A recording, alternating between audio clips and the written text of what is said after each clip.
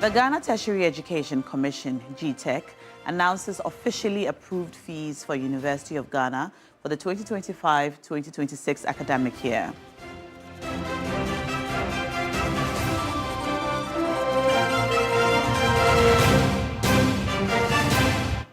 The Bank of Ghana says it cannot continue to bear further costs of the Gold for Reserves program. We'll tell you what the central bank's proposals are going forward.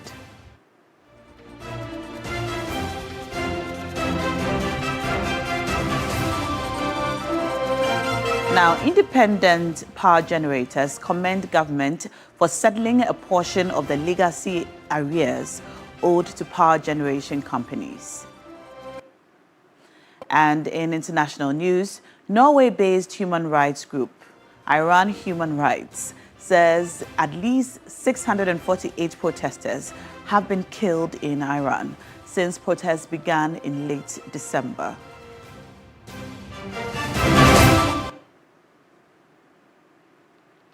And now the details. Residents of Teshi and its surrounding communities have been grappling with acute water shortage. Acute water shortage for the last 5 months. The news team visited the area and reports that nurses at a local health facility are forced to carry water from their homes to the hospital in order to work. For weeks, residents in and around Teshi have had no water flowing through their taps. This has affected the daily lives of residents, impacting socio-economic activities. Health service providers tell the news team that they sometimes have to bring water from their homes when coming to work. Sometimes when I'm coming from the house, I bring water. So that's the water sometimes they use to wash their hands and then go to the bathroom when they need to go to the bathroom. How long has this been going on for? For like 2 months now. For 2 months, almost 2 months. We don't have water.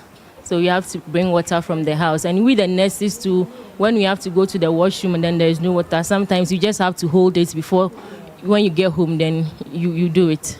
For now, we have our orderly here, Mr. Ashite, who goes to fetch water, I think at Kamtu Junction, every morning to fill the barrel, at least like 2 gallons every morning to fill the barrel. And then that is what we use for our day-to-day activities. So because of that, we are not able to do our usual dusting.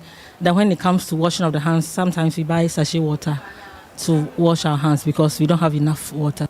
Other residents have had to rely on water tanker services for their daily water needs.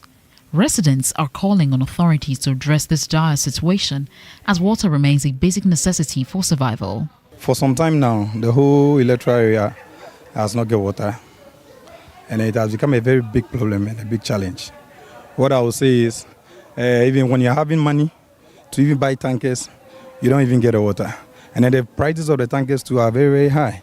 Especially those within the electoral area, most of the time you see them with these gallons that we used to call Kufor gallons, going around looking for water, at least sometimes around as early as 4 a.m.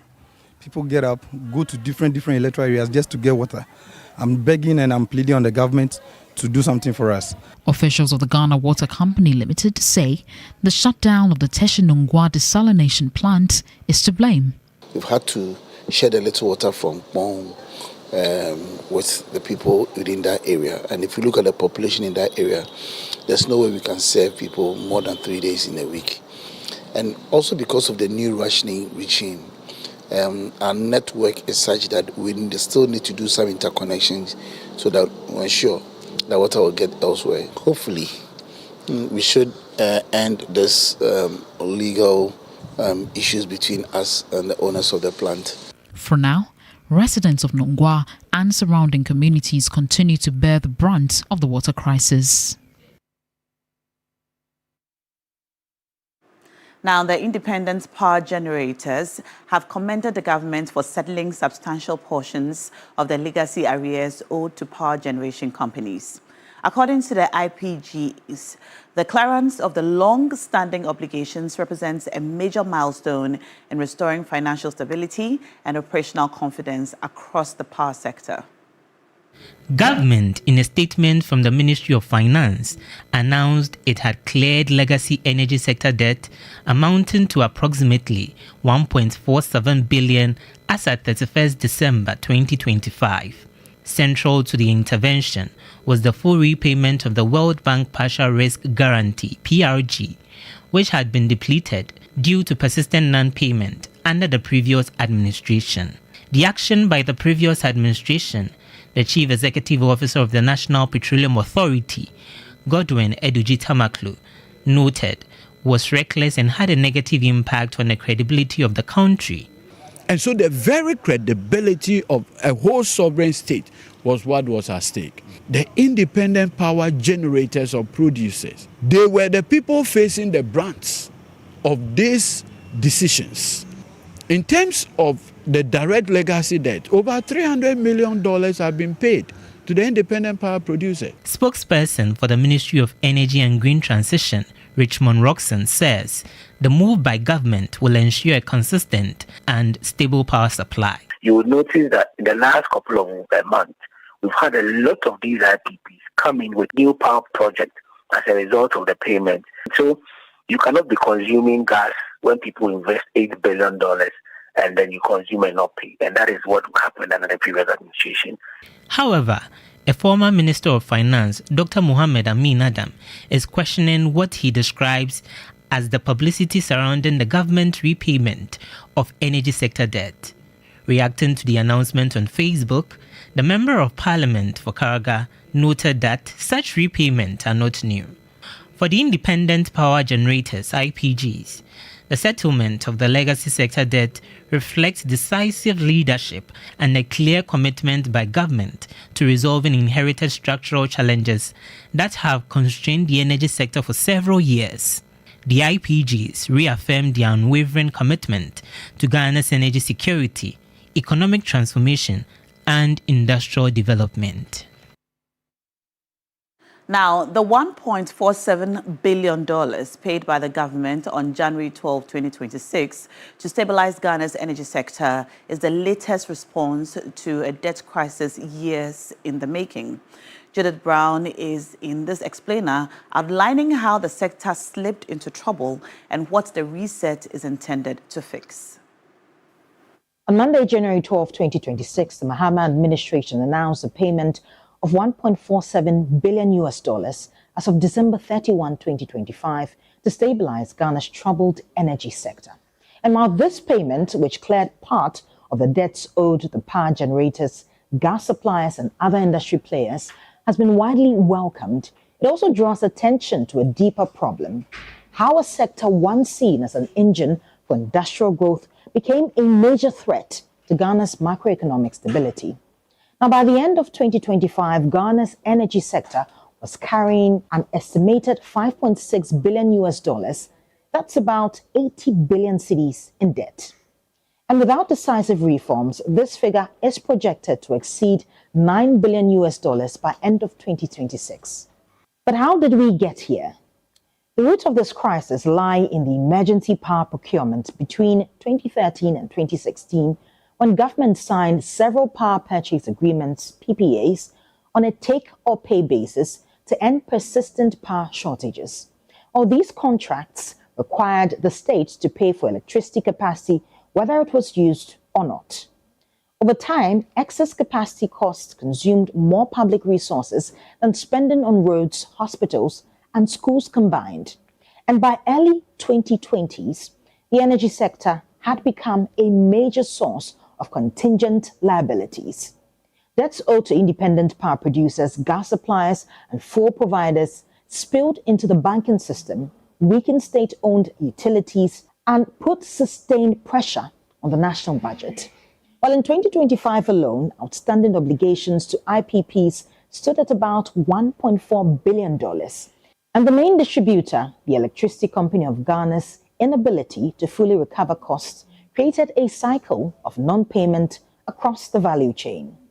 Well, as of September 2025, ECG's technical and commercial losses stood at 27.05%, driven by power theft, billing inefficiencies, and aging infrastructure. Compounding this was a long-standing political reluctance to adjust electricity tariffs in line with real costs. Well, as a result, ECG now accounts for more than $4.2 billion in sector arrears alone. Macroeconomic instability worsened the situation. Most power and gas contracts are dominated in US dollars, while revenues are collected in cedis. And so the sharp depreciation of the cedi between 2022 and 2024 significantly inflated the local currency value of the outstanding debts. Now, the current administration's reset agenda has focused on restoring credibility. In its first year, the government has paid about $1.47 billion to clear gas arrears, restore the World Bank guarantee, restructure IPP debts, and resume programmed payments to power producers. These steps have stabilized the sector, although recent revenue gains at ECG are largely due to tariff hikes rather than deep efficiency improvements. And so the lesson is clear. Long-term stability will depend on sustained reforms rather than one-off bailouts. Judith Brown, TV3 News. And now on the education front, the Education Ministry, through the Ghana Tertiary Education Commission, GTEC, has announced the approved fees and charges for the 2025-2026 academic year, with no increase in academic facility user fee. This follows widespread public concern after the University of Ghana released a provisional fee schedule indicating increases of about 25%, prompting an immediate intervention by the Education Ministry. Nura Mohammed reports as follows. Students of the University of Ghana were met with unexpected news as they returned to campus for the first semester. The revised fee structure reflected increments of up to 25% for some year groups, with others recording increases as high as 34%. The development sparked widespread outrage among students, parents, and the general public amid concerns that the fee hikes were not approved by Parliament as required by law. In response, the Ghana Tertiary Education Commission, GTEC, in a letter dated January 5, directed the University of Ghana to reverse all fee increments, suspend further collection, and refund monies already paid under the increased rates. Following a stakeholder meeting on January 8 involving the Education Ministry, GTEC, University Management, and Student Leadership, the Deputy Minister for Education, Dr. Clement Park, together with GTEC, issued a directive on Monday, January 12, to communicate the revised and approved fees and charges for the 2025-2026 academic year. As we speak, GTEC has already written to the University of Ghana on the 6 points that we agreed upon. But essentially, the meeting sought to examine the fee increases, which components of the fees were increased, and to look at a fee that would not encumber students. But primarily, most of the increases were not from the university. They were from third-party entities like the SRC and GRASAD. We believe that what we have given the go-ahead for the university to implement is acceptable to all parties involved. Yeah. The Deputy Minister further assured students who have already paid the increased fees that refunds or adjustments will be made, while also outlining possible sanctions should the university fail to comply with the approved fee structure. The initial directive from GTEC, as instigated by the ministry, was for the university to reverse all charges or payments made on the back of the initially reported increases. So we expect that that would have been reversed. Or there will always be sanctions. That is why, as a ministry and by the direction of the minister, everything we do, we work with the regulator. Although we are the ministry, we regulate tertiary education through the Ghana Tertiary Education Commission, who can crack the whip. So if UG decides to do otherwise, you can be sure that UG will be sanctioned. The Bank of Ghana says it cannot continue to bear further costs of the Gold for Reserves program and is seeking reimbursement from the Finance Ministry for its losses. At the Public Accounts Committee, the Governor, Dr. Johnson Isiama, revealed the program is being audited, while the Gold for Oil program has been cancelled since May 2025. The minority in Parliament has filed a motion demanding urgent bipartisan probe into the losses made by Gold Board under the Gold for Reserves program.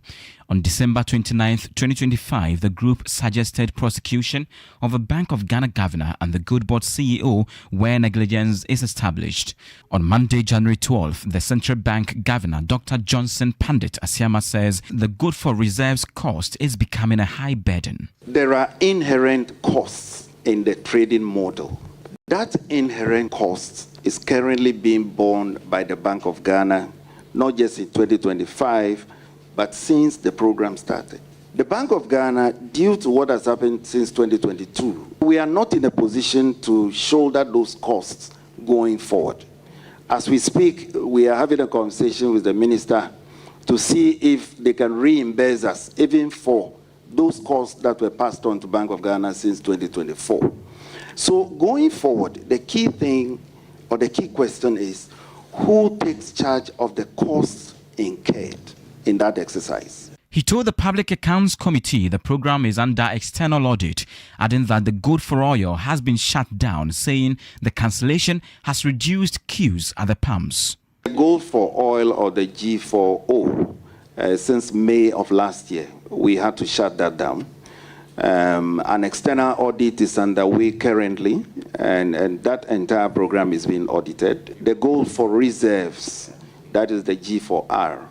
There also, there's an external audit that's been authorized by the Bank of Ghana board, both from when it started until the end of 2024, thereabout. We believe that going forward, what we have to do is to reform them, to reduce the cost further, to treat them as quasi-fiscal interventions. Dr. Johnson Asiama mentioned the actual costs incurred over the years. The net loss for the Gold for Reserves, the losses in 2023 was 1 billion and 54.84 Ghana cedis. Then in 2024, the net loss for the Gold for Oil was 1.8 billion Ghana cedis in 2024. On the other hand, the net loss for the Gold for Reserves in 2024 was 3.8 billion Ghana cedis. Deputy Education Minister made a suggestion that there is a recruitment of non-teaching staff who would maintain sanitation at those second cycle institutions. But the Public Accounts Committee has ordered the management of GIMPA to retrieve an amount of 2 million Ghana cedis from 5 members who were sponsored to pursue PhD programs abroad but refused to return. The committee continues its hearings on Tuesday. Christian Yale, TV3 News, Parliament. And that will be all for the morning news today. Stay with us for the rest of TV3 Newday. My name is Na Ashoko.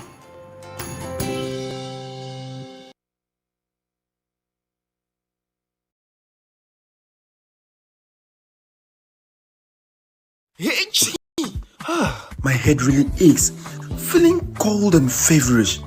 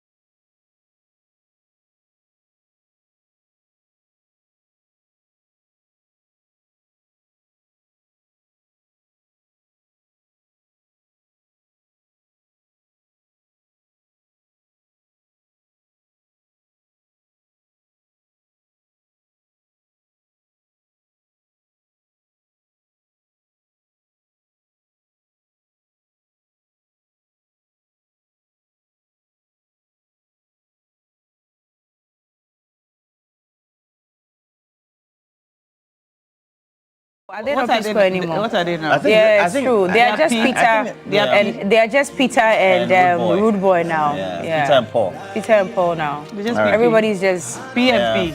But those two looked good together. Yeah. And anytime they decide to come back together, they'll still look good. Anytime they decide to come back together, it will still be amazing. What happened? Family issues. Yeah. There's a word usually Cookie would have used. I nearly used it. Which is what? That? Happens. Yeah, life happens. Yeah, life happens. James Sanini. Yeah. Anyway. Life happens. Oh, so you're used to me saying that, right? Yeah. Life happens. Life happens. Yeah, life happens. Yeah. Life happens. Yeah. Well, anyway. Life and then another word. And what? Two. But it's okay. That one cannot be spoken. That one, It's not wholesome. No, it's not wholesome. Oh, I know what it is. It's not wholesome. Right. Good morning to all of you. Hey, then you know me, pal. For life and that one. Yeah, you be my padiwa. You the use them rough. You be my padiwa. If something piss you off, no, then I'll just say it. Yeah. Charlie, good morning to all of you. Good morning. Good morning, Roland. You have a new outfit on today. Wow. Yeah, this one is by Simca. Simca. Yeah. I see. So this is not Elise. Is it Elise Couture you've been wearing, right? Yeah. So this is not. This one after the blue Simca, yeah. I noticed right when you walked in, it's a different fabric. It's a different sort of fabric. It's really nice. This fabric is usually from Nigeria. It's really nice. It looks very Tinubu. Tinubu. Yeah, you're looking like the Nigerians on TikTok, the way they insult their president and their country. Anyway. A lot has been happening. Yesterday, you were in Teshi. I was in Teshi. And water is scarce there. The desalination plant has been down since October.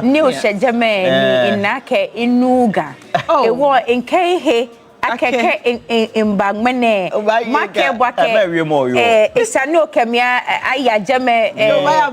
No, how do you say often? Follow.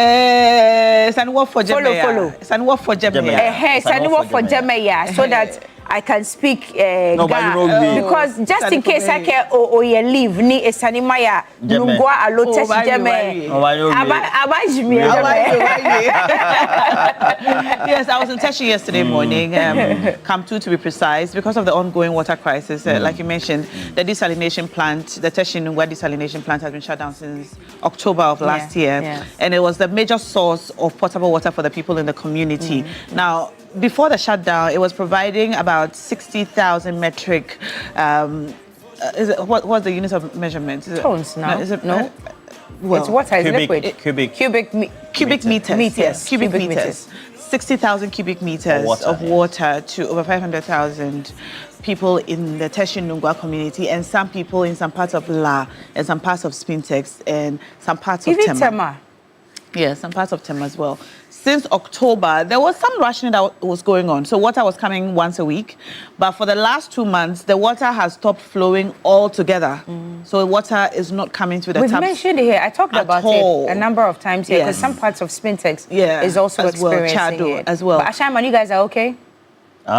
We get a source of water. It's not from the desalination plant. But now we are all getting it from Pong, and they are just rationing it for all of us. I don't. You may not know. I don't get water often. The complaints have come from other parts as well, but as for Teshi and Nungwa, the water is not flowing at all. And I see that assemblies are helping. So yesterday when we arrived in Camp 2, the drip tankers. So the drip is a district road improvement program. Yes. Yeah, tankers, which are supposed to do the drip work. The assemblies pay them to bring water. And these tankers come from they source the water from Abele and many places. Not even around Teshi. They are not getting water. It's well water, right? Yeah. Is that what you're trying to say? If it's available. Yes, because most of the time when we buy water, you see that it's hard water. Yeah, it's hard water. It's hard. Yeah, it's hard water. So I mean, it's hard water. I'm always giving shouts to the. I'm always giving shouts to your friend. Israel Ajeto Chema. I'm always giving shouts to him. You meet him yesterday? Just because I appreciate the work he's doing. Yes, but yesterday I really came to appreciate Kuzo, Ajeto Chema and his team and the assembly, and in fact everybody that's helping.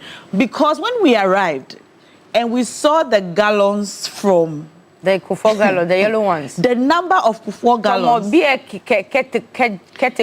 And you know, it's not like each person just brings 1 gallon. Some people bring like 20. As many as they can.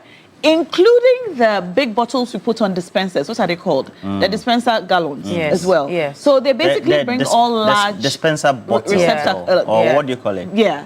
Anything so that can gather water. I need to understand. And they queue up and when wait. when the drip machines, the drip tankers bring the water. Yeah. The community members buy it, or it's for free? No. So the community. A member of the community would make their poly tank available. So the drip machine would dispense the water into the poly tank and leave. Keke abaja. One jerry can per house. About fake line. No. Line And that's the problem, because that's something that some of the community members are complaining about. One person will bring 15 kufuor and gallons. get all of it, and somebody else will get it. And then somebody brings just one. For me, I decided not to talk about water issues when I went to Airport Hills the last time, and I saw a water tanker delivering, the poly tanks of water into the residential area. So Airport Hill, I was surprised. Because that's where all the big people live, those who take the policy decisions for us. So if they even they consume such water, I know that they're not going to do the right things for us. So I became disheartened, and I knew that. Yeah, but if you can afford the tankers, it's a different story also. But I'm only laying a certain premise for which I want to stay this narrative, because generally our population has expanded, the city has also expanded, and at the end of the day, we need to make the decisions that would ensure that people get access to water. And this is even Accra. What about the areas which have been contaminated or can't have access because of galamsey and other pollutants that have made sure that water is not available and accessible? There are perennial areas where they don't have water. So we have, for example, Tamale, which has always had difficulty. We have many areas in Savannah, they don't have access to pipe of water because of many reasons, either due to access to the main water source or not having access to a treatment plant, etc. And so I think generally we have pockets of water accessible, but generally you are not going to have consistency in water supply if you're in Accra. Unless somebody is telling me, maybe I live somewhere around the main residential areas of Accra, the principal street, and so the old Accra, you have it. But for many of those adjoining areas which have expanded from these areas like airport cantonment, you're not going to have consistent flow of water for 7 days. And so for many residents who have put up houses, they then have to complement that with putting together a poly tank. Then they have these machines and this motor. Let me tell you. Let me tell you the worst part for the people in Teshi. They are not getting the tanker water to buy. Ekobe. So it's actually much worse in these areas. They are not getting the tanker water to buy. And so when they do get it, the cost is twice or thrice as high as they normally would have bought it. And for the hospitals, especially in the CHIPS compound in Teshi, it's sad. We visited one yesterday. Exactly. The nurses said they bring water from the house so that they can use the toilet facilities at the hospital, so that the patients can use the toilets. And it's a hospital, so they use water for pretty much everything. Washing of hands, cleaning the medical equipment, and so on. And they have to buy pure water in order to do this. And so yesterday I was listening to Sister Limate on Ghana Tonight, and I heard him say that they prioritize the hospitals and they prioritize the schools. And just to draw your attention, Ghana Water, we understand if you're prioritizing hospitals, but you're not probably getting all of them. And he said that those areas who are not getting water should draw their attention. So this is by way of information. We know you're watching this show. The CHIPS compound at Camp 2 doesn't have water. And so in prioritizing the delivery of, I don't know if it's through tankers or whichever way that you do it, please bring water to the CHIPS compound at Camp 2 and some other CHIPS compounds in Teshi. I'm then worried about Lekma Hospital. Lekma Triblo. It's in the Lejekuku, yes. So it's in Lejekuku also, right? Agbolezan. Yes, it's at the Agbolezan Road. Yes, it's just down the road from the Triblo last stop. Right. So the Lekma Hospital, we don't know if they have water, but the area has no water. Because that one is a much major bigger hospital, you know, So and there's a family health hospital as well, which is just at the La Scala junction there.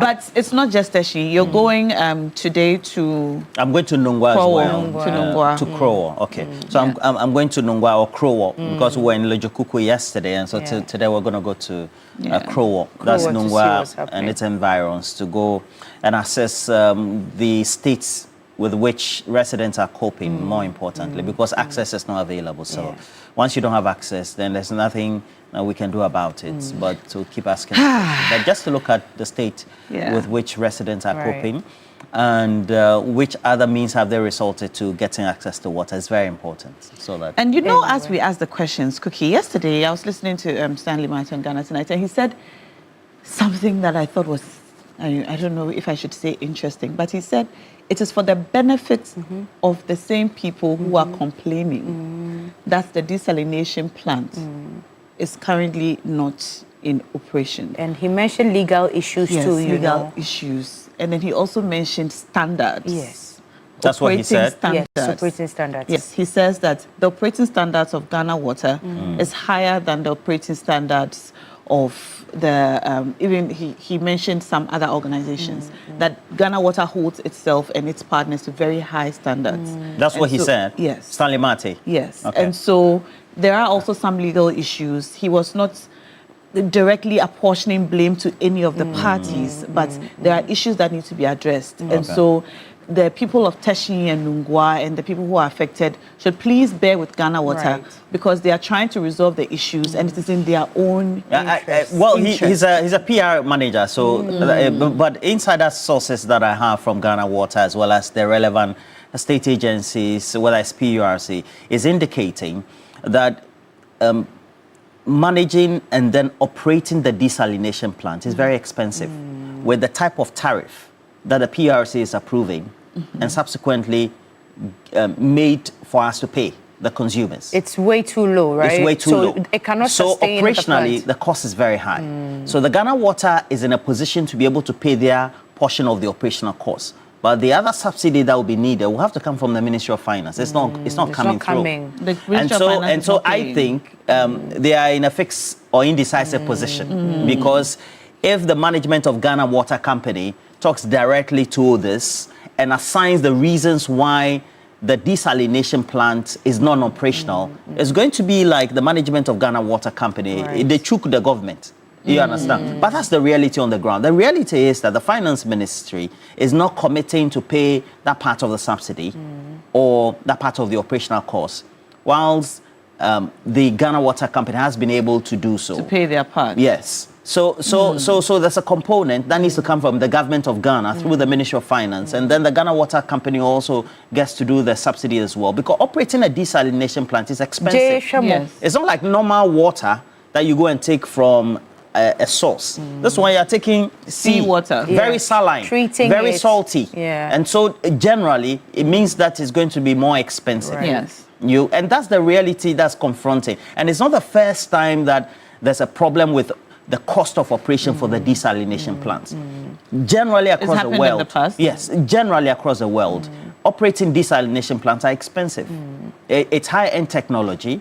It also means that the cost is very high, and at the end of the day, you should be able to intake it or off-take it. That is the main problem. So I understand Salimate and trying to manage, because PR, that's what you do. But the reality for the residents, I mean, they are suffering, you know. And it's not only within Teshi and Nungwa who get to enjoy it. You extend it to Spintes, there's Chado, and some parts of La. Anyway, Papa Ro, today is Daddy Yo's birthday. Oh, Daddy Yo. Yeah, Emmanuel Okanse. Daddy Yo. Bishop. He's a bishop, right? He's not a bishop. Just call him Emmanuel Okanse. He's good with that. It's my mom, rather, who who is the pastor. Okay. Yes. So your mother is a pastor. Yes, all right. So pastor's husband. Yes. Right. Emmanuel Okanse. Emmanuel Okanse. It's your birthday I know today. you're watching. Good morning. Good morning, and to happy you. birthday. And it's KOD's birthday as well. Oh, Kofi Otredako, Director, Diaspora Affairs. Hey, KOD. KOD is your birthday. It's your birthday as well. Oga, good morning, and happy Fantastic. birthday. We'll meet later. Yeah. Later on in the day. And then it's also the birthday of the Honorable Rolex Agbe Miheso, who is the NDC Anglong constituency chairman. What's his name? Miheso. The Honorable Miheso. Miheso. It's called Honesty. But that sounds really good, though, Miheso. Miheso. Yeah. So he's called Sounds French. the Honorable Rolex Agbe Miheso. And Rolex AKA Susa Honesty. Kanidin. Honesty. Agbe, Rolex. Wow. and then Miheso. Right. Okay. All right. What do we have for big issues? Well, on big issues, we're going to be talking about that post by the Finance Ministry, 1.4 million billion. The minority has been reacting to They it. have. They always react to everything. It always happens. They're concerned, that this is not. Charlie, discuss it. It's a good thing. Discuss it. And the Bank of Ghana is asking the Finance Ministry to also share the cost burden. That's if you refund. That is coming with the gold board and related matters, and also refund some of the costs that have been incurred so far. Is this the way to go? This is a question that we're going to seek further answers to. Yesterday, the governor of the Bank of Ghana appeared before the Parliamentary Accounts Committee, and conversations about the gold board, gold for reserves program, gold for oil program, which they say was scrapped since May of last year, and how the gold for reserves program is doing now, and the cost to the country, and who should bear the cost, really. They're saying the burden must be shared. The Finance Ministry has to pay, and they're asking for a refund as well of some of the costs that have already been incurred. What are your thoughts on this? We're going to be discussing this further on the big issues, and then we're going to go to Nungua, and then we're going to bring you sports. We will. A lot happening in the world. There's of sports. too much going on. We don't see you at the GPL games anymore. I'll come back. You come back. I'll come back. Who do you support? Yes. No, not Kudus. Hohoi United. Hohoi that we beat last weekend. I know you people beat us. Even my own brother Rashid, even my own brother who's from Hohoi supports Hatofo. Can you imagine? Rashid, I don't even understand. You are wise. My own brother Rashid, my own Akwela house in Hohoi supports Hatofo. Please, I don't get it. I want to give him Rashid Adams. Rashid Adams. Yeah. You are a wise man. Rashid Adams. Accra House of Oak, Continental Club Masters. You are supporting the right side. Charlie. Because how can we come to your own home? And beat us. Your home. With all the home support that's Hohoi has. And beat us. Look, if you go and play in Hohoi, I don't the home support. Look, you have to be a formidable team to be able to focus on the match. Because the home support at Hohoi, I'm going to give it to you. Next time, they Mia Sagbadomi. Mia Sagbadomi. Next time, they Mia Sagbadomi. Mia Sagbadomi. Mia Sagbadomi next time. Mia Sagbadomi. Yeah, sure. Anyway, so we'll bring you sports news, and also our colleague is in Morocco, right? Is in Morocco. Yeah. And if it was in Accra, you would have mentioned it. Morocco. A lot of cold, fancy winter jackets. He's exaggerating the winter. Out there in Morocco. It's very close to Spain. But is it that cold? It's cold. And his lip gloss. Yeah, he's keeping warm. Don't do that. Pneumonia. No, be small. Bilashe, shouts to you in Morocco. So we're going to go on to this morning now, and we're still talking about the water crisis. If you're facing this water crisis, let us know. You can call us and let us know. Even if you're out of Teshin or Nungua, wherever you are in the country watching us, let us know what your water situation is. Because in any case, they want to know where the hotspots are. They want to know where the hotspots are. So they're asking us to tell exactly them. What the Ghana Water Company wants to know where the problems are. Yes. They're watching us this morning. Ghana Water is watching us, and so call us and let us know where you are and what your water situation is and how you're coping. It's time for This Morning.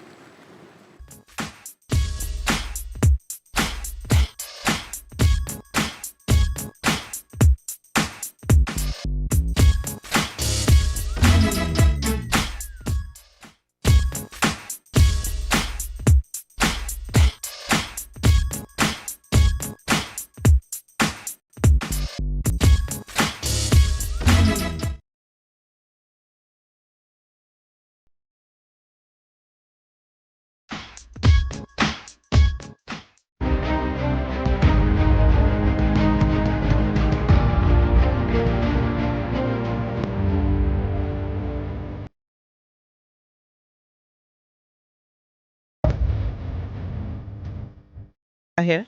No, please. You don't have water operating here at the facility? No. How are you able to do your work? We know that water is very important in healthcare delivery. How are you able to do your work with no water?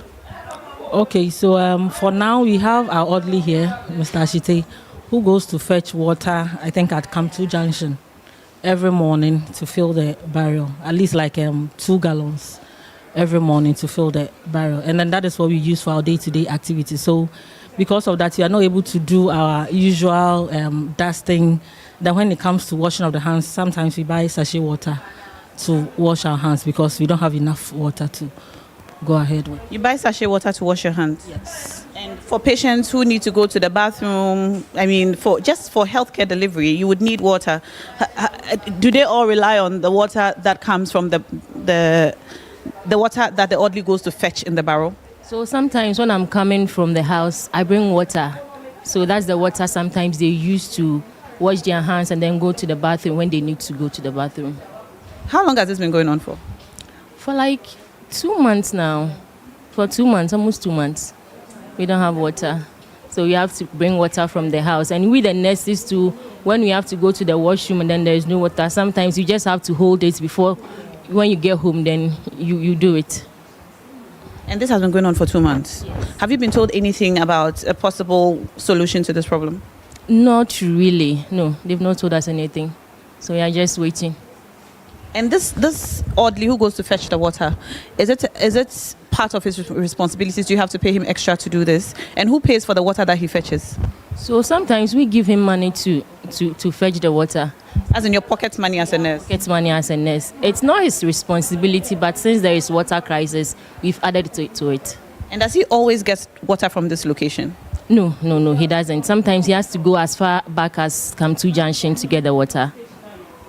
And he carries it on his head and brings it here? Yes. It's not a tanker? No, it's not a tanker. He carries it on his head. How many times does he have to go in a day? 3-4 times. Is he around? He's queuing for water at the drip machine. And is he giving priority because he's bringing it to the hospital? No. They don't give him priority. He has to queue like all the other people. So he basically has to stay in the queue and wrestle just like everyone else? Yes.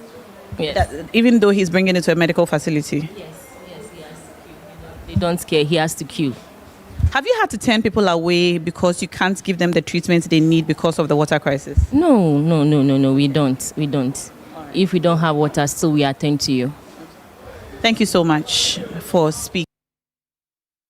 And that was the CHIPS compound at Camp 2. Nurses, you could see them just sitting down, waiting for water so that they could even mop the floors of the CHIPS compound yesterday morning when we went there. Now, after we put this out yesterday, we got a lot of you commenting under our post on social media saying, it's not only Teshi, it's also this area, it's also La, it's also that area, and giving us information. Now, the PRO of the Ghana Water Company has asked residents of, wherever you live to tell the Ghana Water Company where the problems are, if you are not getting any water at all. So you can call us now and let us know what the situation is where you are. The phone lines are now active. All right, we have Yaya joining us from Tema. Hello, Yaya. Yeah, good morning, madam. Good morning, sir. Welcome to the show. Exactly where in Tema are you calling us from? I'm calling you from Tamale, inside Agric. From Tamale? Inside Agric. Yeah. Okay, right. What's the water situation there? After the water situation there in Tamale, in fact, it's uncomparable. Some parts of Tamale, in fact, more than a year now, or more than a month now, no water. I wonder how we are in where we have. In fact, leaders to come and address our reason why some parts of Tamale do not have water, especially to Tula side and other side of Tamale, Central, some parts of Tamale Central, some areas are not even having water. So that's why our late MP, Honorable Mutala, the historic representative, he was decided to do a measurable to the that is why, in fact, you are not seeing people carrying jerrycan anyhow in Central Central, because the measurable hole is protecting some of the community areas Other than that, in fact, it will be a different thing altogether. So I want to see the authority. If every leader can make a good thing to the extent that they can provide the borehole, natural borehole, to the area, so that the government will now look at how to solve the water problem for we the northern region here. It will be better. Because look at the money that we are using. That side, in fact, the population is now increasing every blessed day. So the water that we are using some years back, in fact, that water cannot, you can't depend on that water again. So I want to appeal to our leaders and those in the to check and find out the solution that they are going to solve the Ghana problem, the summer water problem, especially unity water pass. So that it will be a pass. You don't want a station whereby you have a station, you can't get water. Water is life. And if there's no water, how can we survive, sister? Looking at things, in fact, so our leaders will wake up and find out the solution that they are going to do, so that all of us will get water to drink. If we have water, sometimes, in fact, the mortality is even that. Sometimes the water will not be coming, and then get water company, they are going around giving water bills. What are you going to use, and what are you saying, what are you saying? So I wonder how things is happening this way, and they are not explaining to us, and they are not even reducing the water bill. So God will help us. Thank you. Yeah, thank you. Thank you for calling. I was calling from Tamale.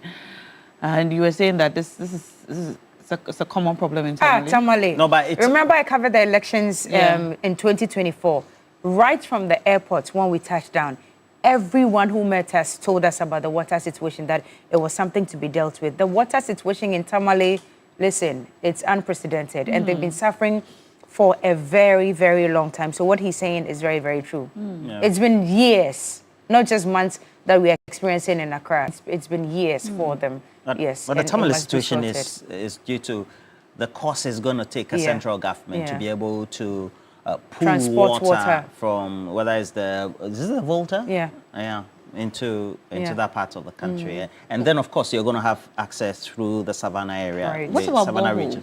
So that's what they are surviving on right now. Most of the communities survive on boreholes. That's what he was saying, that the late Honorable, Mutala helped them with those boreholes. And I know Honorable Haruna Idrisu has also done a lot for his community as well. Anyway, another caller is on the line. Edie, where are you calling us from? From Tabora. Hello, Edie. Good morning, Edie. Well, let's take messages then. Aziz Dollar sent in one. Aziz Dollar just feels like flowing all of you fans this morning.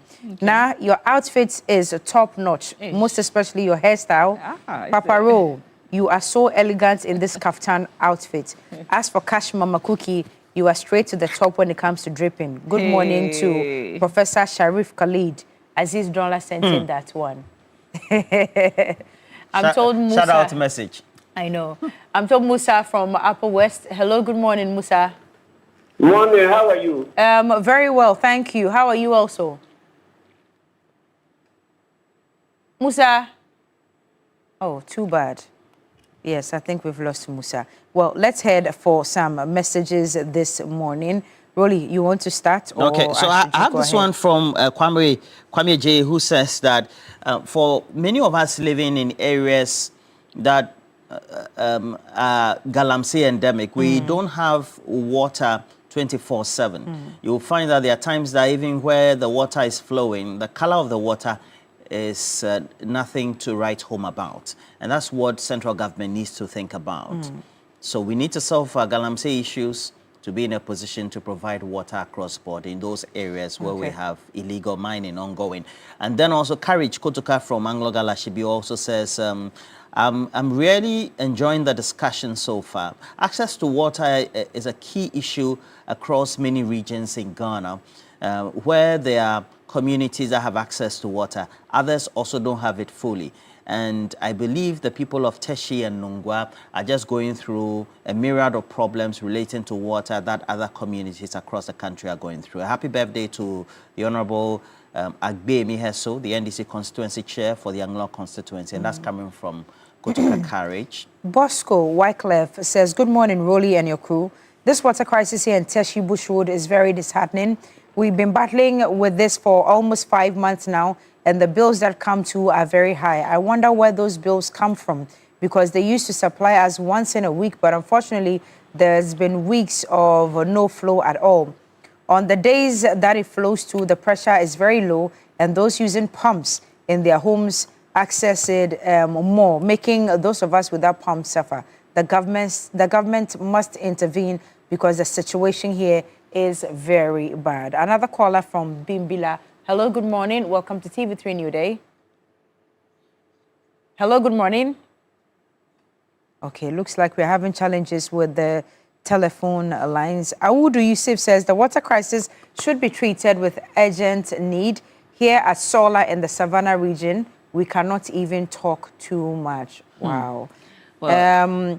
Clara Ankra says, please, East Legon, Nanakrum, Botre and its environs, we also do not have water. Right. Now, for those of you who were asking about other alternatives to, good water supply in Teshi, this is information I just have from the office of the MCE. So 2 mechanized boreholes are currently under construction, or is about to begin.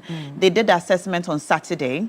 So 2 mechanized boreholes are coming up in Teshi, one in Camp 2 and one at the Gorno School. Okay. So your MCE, Kuzo, Israel Ajete Ochema, is working on 2 mechanized boreholes, one at Camp 2 School and then one at the Gorno School. Now, these schools are a cluster of schools, and so it's one of the hotspots. When there's no water, it affects education, learning and teaching. So the Gorno School, if you've been there, it's a cluster of schools. I don't know the population, but I grew up there, and so I know how big it is. And so it's a great spot for a mechanized borehole, and also the Camp 2 School. So again, the Lejakuku constituency, for those of you who were asking, hopefully your boreholes will come up soon. But still, the desalination plant, we're hoping that it comes back up. It's been off since October of last year, and the Ghana Water Company say that it is in our own interest that it is currently off, that they are working on alternatives, and hopefully soon we'll have water running through our pipes again. But until then, what do we do? That is the question. And if you are outside of Teshi or Nwa and you're also experiencing this, in fact, nationwide, let us know how you are dealing with this water crisis. We have another caller joining us on the line. Hello? Yeah, hello. Yes, sir. What's your name and where are you calling us from? Yeah, my name is Peter T. I'm calling you from Sukuraka. Oh, Peter T. Please, yeah. You're on with Cookie. You're on with Cookie. Peter T, talk to Cookie T. Yeah, Cookie T, I hope you are doing well. By the grace of God. Together with Roland and we're fine. God is good. Now, her mouth is too sharp these days. Very sharp these days.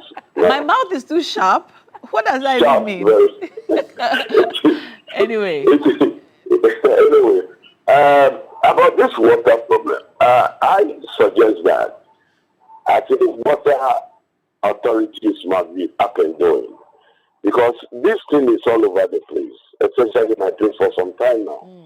And the water doesn't flow regularly, and the idea is that just to create some borehole to be able to get water when it comes to matters of shortage, so they have to be up and going. And I don't want to bring government in here too much, because I listened to the program yesterday night, that is Afrec Okanse's program, and I think the director, also whoever was in charge that was interviewed yesterday, was able to defend the indefensible, because some of the things that she was saying did not go down well with me, and not me alone. Many were complaining that if that should be the case, then it means that they must also look as well to be able to provide water.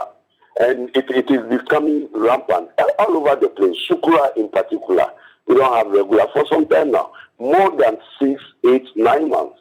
And why should we continue doing this? And you have to depend on boreholes. Not all skin that want to go alongside borehole water. Are you getting me? Because some are salty in such a way that you cannot even use it for ablution and any other things. And we depend on that for cooking. and whatever it is, we cannot do that. So let me also seize this opportunity to say good morning to Alhaji Yaokondo, Alhaji Mahdi, of National Democratic Congress, all of them, and then Alhaji Chairman Ava and Raouf. Thank you very much. Thank you. And let's see what we can do. Kutuki, you are always superb. I don't know the description that I can give you that will make you look so extra friendly. Hey, Peter T. Charlie, Master Planner of phone, so please pick up that call. That's your friend. Master Planner Junior, how are you? Master Planner. Oh, well, I think he's gone off. He's on. He's gone off. Master Planner has gone off. So we have a number of messages. And this one is coming from Eugenia. Eugenia from Ho says that the water situation in Ho Kukompe Junction to Panoe is very bad. We get water once in 2 weeks, sometimes once in a month. And it usually flows midnight. Before morning, it stops, Eugenia Ho. Then asks the question, how can we have the Volta River and many others and still be suffering as a country? Well, you have a point there. Master Planner. Charlie, what's up? Let's say. How are you? Chaladeo. What they go on? Where DMB day now? Where Baumia day now? Now, Baumia is done with the northern region. Okay. We are yet to kickstart with the final region, that is Ashanti region. I think the reception at the northern region was so fantastic. So all the 15 regions have been dealt with. Now we are left with Ashanti region, final counter. And inshallah, the delegates there will welcome Dr. Baumia. Now you have 18 days to go. Okay. I'll continue to plead with the NPP delegates to vote for Dr. Alhaji Mahmoud Baumia, number 3 on the ballot paper. No, inshallah, if NPP really wants power, 2028, Dr. Baumia is the best bet to win power for NPP.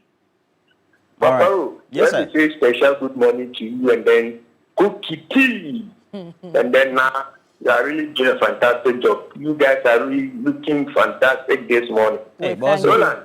Yes, sir. With this issue of water crisis, I think government should be deliberate about it. I always say this. Water and sanitation, these are the two key things if the government is able to tackle. We don't even need to be talking about health insurance and stuff, because our health depends on these two things.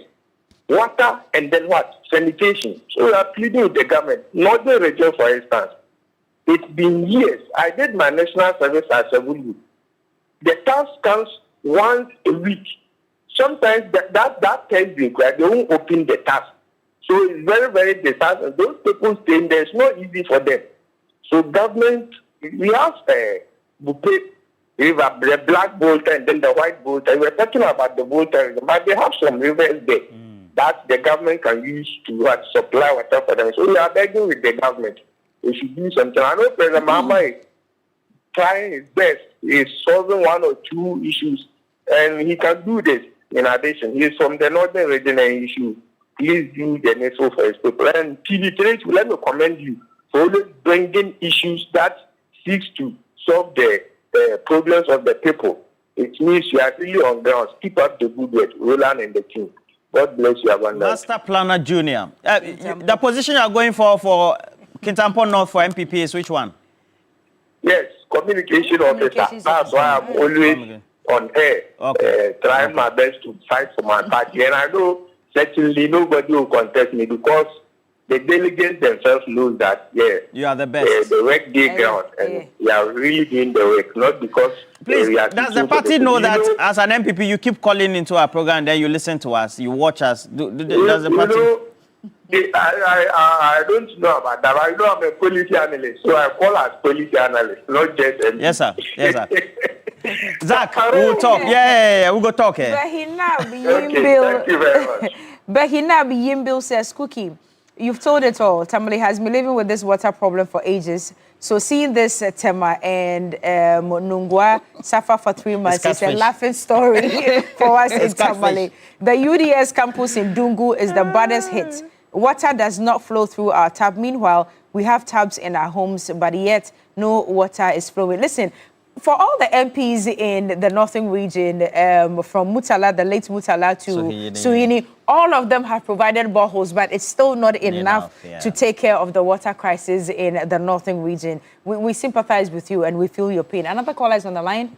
Our last caller, I'm sure. Okay. Hello, good morning. Hello, Cookie, how are you doing? Very well, by the grace of God. Who's speaking?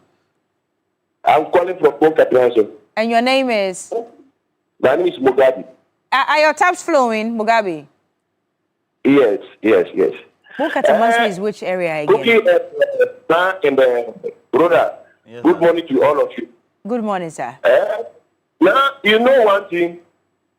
We have been living in Bonka, especially Switzerland, Sion City, Mexico, and all these places are in Bonka. Where's Bonka? Is it close to Lejukuku? No, so it's after Shaiman. Yeah. Bonkatamanso, and there's Switzerland over there. Before you get to, there's Switzerland. So, there's Jerusalem, those places. Okay. Yeah, Jerusalem we know, but Switzerland is this is the first time. Oh, wow. So where is that Switzerland? I was confused. But there's Israel. Yeah. Once you have Israel. All right, go on, sir. Go on. Switzerland is after New York. New York. When you branch, there's New York as well. Yes. Oh, yes, wow. New York. Now I understand why they say United States of Ashaiman. Number 1 and number 2. The Ponkatawas is also a municipality. Wow. Aside. Okay. We don't even have the pipeline. You mean in Switzerland and New York, there's no water? No pipeline in this area. Now you will talk about even water. Oh, wow. So, I don't know. And the Excellency John Mama is aware. Because he promised us in the year 2020, during the election, that you will make sure that you give us the water. Then this one we have to call Trump. They should try to talk to the water utility corporation to bring us even pipeline before they get at the water. Because we have been living in the tankers for past 10 years since I moved to this place. Okay. 10 years. We only depend on the water tankers. We don't even know the quality of the water, where they are even researching it from. And you can even imagine the bar road within the Spoke Catamaso is even blocking some of the water tankers to bring us water. Because we don't have 1 inch of asphalt in Spoke Catamaso. All the roads are all potholes and everything. So we are putting to our NC and Honorable Joseph at 2013 to talk to the Lord Connect. He promised that in the year 2020. That he will make sure he extend the pipeline to our home so that we can get the water. We are still waiting for it. Okay. All right. Okay, so a number of messages. This one is coming from Kofi Kwating Amenin Kukro, who says that in my area, our water supply comes from the Nsawam Waterhead Works. I can confirm that the water they send through our taps is literally not treated. Literally, because you cannot see. In fact, I posted a sample from the last 3 months on my Facebook wall and even tagged the managing director of the Ghana Water Company. But nothing has changed. The situation is really bad. The water is often discolored and has a foul smell. A foul smell, pa. And then I have Sheikh Abubakar Napar, who is the president for the Light Foundation, always flying to Tamale and back in the northern part because Light Foundation, they undertake a lot of charity work. It's a big NGO. He says that the water crisis in Tamale, it's more than a crisis.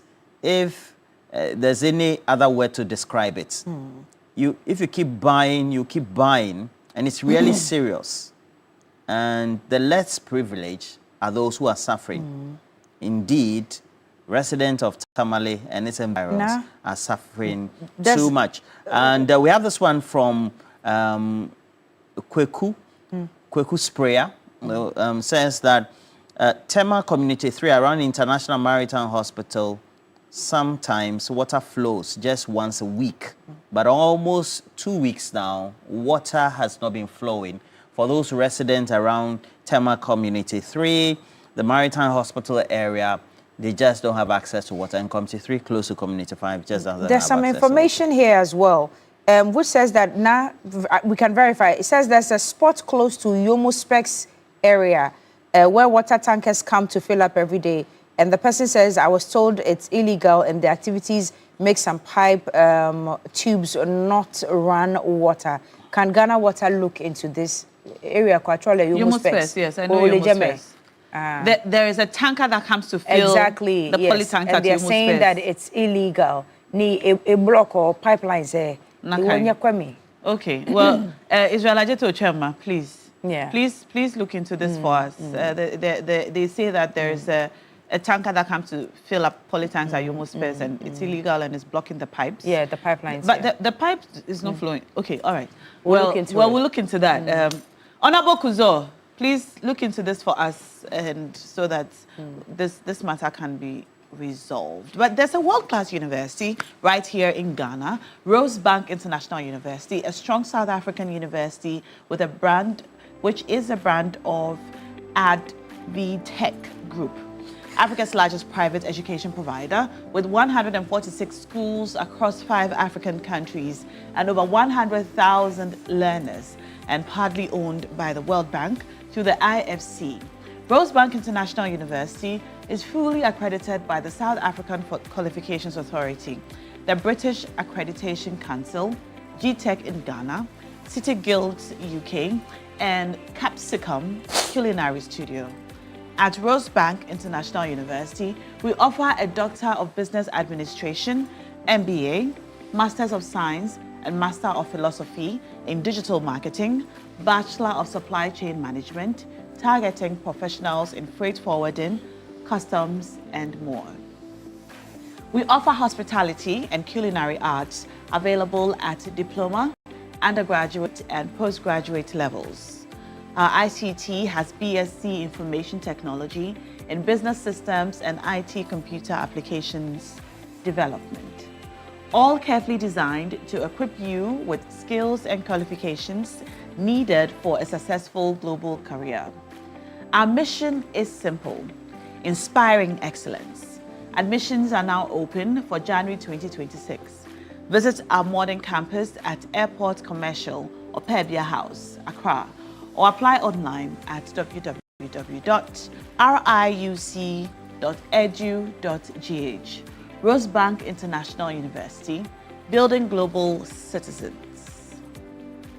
Alaji sent in a message, says that he thinks or he knows that Abai Papaba, so the water problem in the northern region will be solved. Who said that?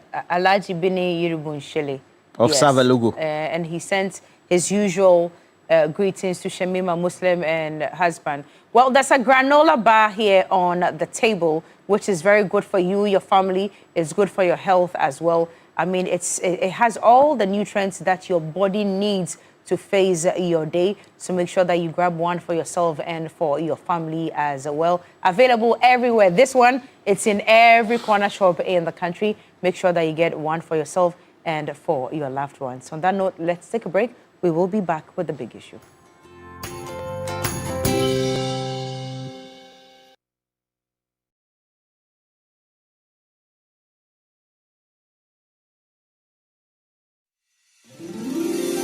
Enjoy your best ever Christmas at Vallado. Priceless. Bathroom furniture, kitchens, and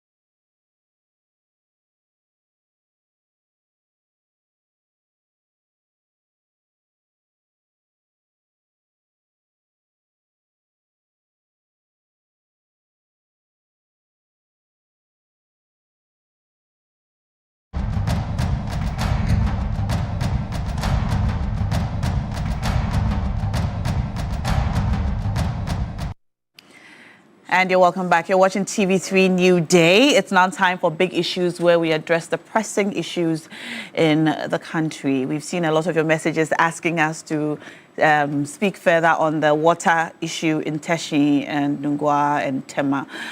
We will do that later on the show today. Roland Walker is on his way to Nungwa now, the Krowo constituency, and he'll be there from 9 o'clock all the way till 10 a.m. So if you are in Nungwa, you can look out for the TV3 van and speak to him when you see him about the water crisis in the constituency and how you are managing. He'll be visiting some of the health facilities as well as the schools, the Nungwa Secondary School and the cluster of schools in the area. So we will not be talking about the water crisis on big issues. We are going to talk about other issues which are making the headlines and are equally important. But before that, I have a very special birthday request, which came in earlier that I couldn't do.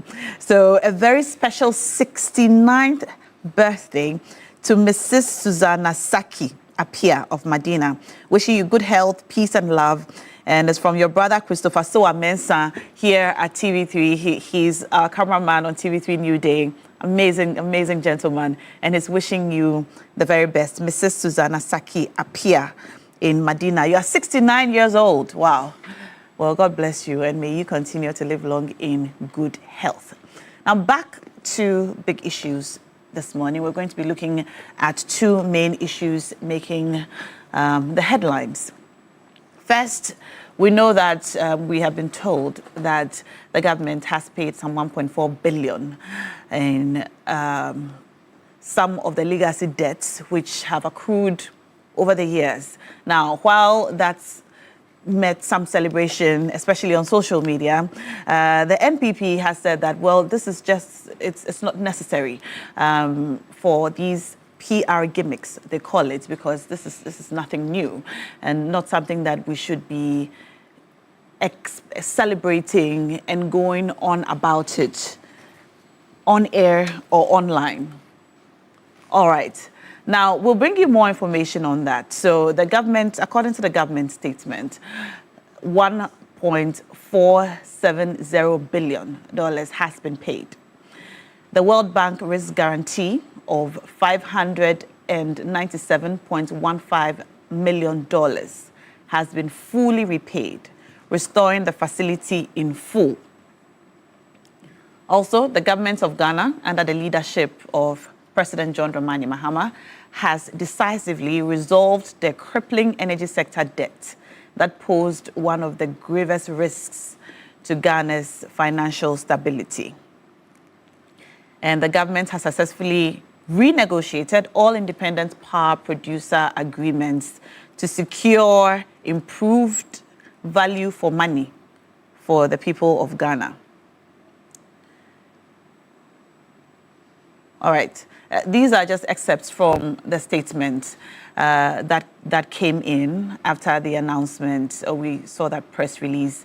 We can't bring you the full press release, but these are just excerpts of the release. Now, let's listen to the reaction of the minority on this matter. So, this was the reaction of the minority on the matter. And it was from Honorable Amin Adam. And he said, the NDC government does PR with everything. Paying energy sector debts of 1.4 billion is not new. As captured in the 2025 budget presented by the NDC government, the previous NPP government paid $1.4 billion of the energy sector debts in 2024 without making any noise about it. So this was the response that the NPP put out soon after we saw that release by the NDC government telling us exactly how much has been paid and how we are going to be restored. And this debt was one of the gravest risks to our financial stability. And we see that a lot of you have also been commenting. I'll read some of your comments as we go. This will be our first topic for discussion. We're also going to go on to the conversation on the gold board. Yesterday at the PAC meeting, we saw that the governor of the Bank of Ghana spoke extensively about the Gold for Reserves program, telling us about some audits that's going on, as well as the complete scrapping of the Gold for Oil program, which was done in May last year. But most importantly, he has asked for the Finance Ministry to step in to provide a refund for some of the costs of the operations of the Gold for Reserves program, as well as shouldering or taking up some of the costs moving forward, because it's not a cost that the Bank of Ghana can bear. We're going to go into it. Again, keep your messages coming in. I see some already coming in on our Facebook stream, but I want us to meet our guest in the studio now. In studio this morning, we have our lawyer, Austin Bracco Powers, joining us. Good morning, lawyer. Good morning. Welcome to the show. Thank you. Great to have you. And Happy New Year to your viewers. You've been here this year? No, this is the first time. Oh, you weren't here last week? Yeah, I wasn't right, here. Right. I was attending a conference outside, so. Right. Great to have you. Yeah. Seated next to him is his learned friend. My friend. My lawyer. Friend. Richmond Roxton. Were you classmates? No. He's my junior by far. But we were student politics. Oh, student politics. Undergrad level? Yes. Okay. I see. Well, great to have you. Good to see you. And meeting you on the first time, for the first time on the show, I believe, or second time? I'm sure second time. Second time. Not on this show. It was during the elections. During the elections? No, I think we met a couple of times, like 2 times. This will be about the 3rd time. So why am I struggling to pronounce your last name? So I can just call you Seth. But you pronounce your last name for me. It's Dapla. Say it again. Dapla. Dapla. The I is not stressed. Dapla. Dapla. Ah, from where? Jirapa. From Jirapa. Yes. Right. Of course. Okay. And in-house. I'm the MP for Jirapa. Yes, of course. Well, we have a conversation outstanding. And also in the studio this morning, our resident researcher, whose brain, I say, carries all of the research he has ever done and never forgets anything. Dr. Ramsey, great to have you in studio. Thank you so much. Good morning to you. Good morning to your viewers. Great to have you in studio. Now, we're going to go straight to begin with our energy sector conversation and the legacy debt, which the NPP government, the NDC government has put forward that they have been able to pay up to $1.4 billion off. And it's great to have you, Seth, especially in studio this morning to kick off this conversation for us. Now, we have received some, or you have received some backlash since this information came out, that this is not new or special, and it's not something that we should be making any crusade or campaign about. Do you agree with this? Well, let me say good morning to your cherished viewers, and then use the opportunity to say Happy New Year, because it's my first time in studio this year. You too, right. The last time we saw you was in December, yes. Yeah. Yes, was in December. It's important that we put the matter in its proper perspective, because if we look at the energy sector that was inherited by this government, to use the word challenging would be an understatement. It was a very, very difficult situation. The whole of 2024, there was load shedding every month in 2024. And typically for an election year, you would think that every government would want to look good. So no matter how bad your administration is, as we witnessed under the previous president, you would want to look good for the electorate to vote for you. Unfortunately, we're shedding load, and in December 2024, we're shedding load up to over 700 megawatts. 700 megawatts is like 3 times the plant of Ameri. So it should tell you the problem. 700. Over 700 megawatts. And these are data that can be confirmed from Gridco. You can go under the RTI and then apply. And I'm sure that the information will be provided to you. And so it was a very difficult situation.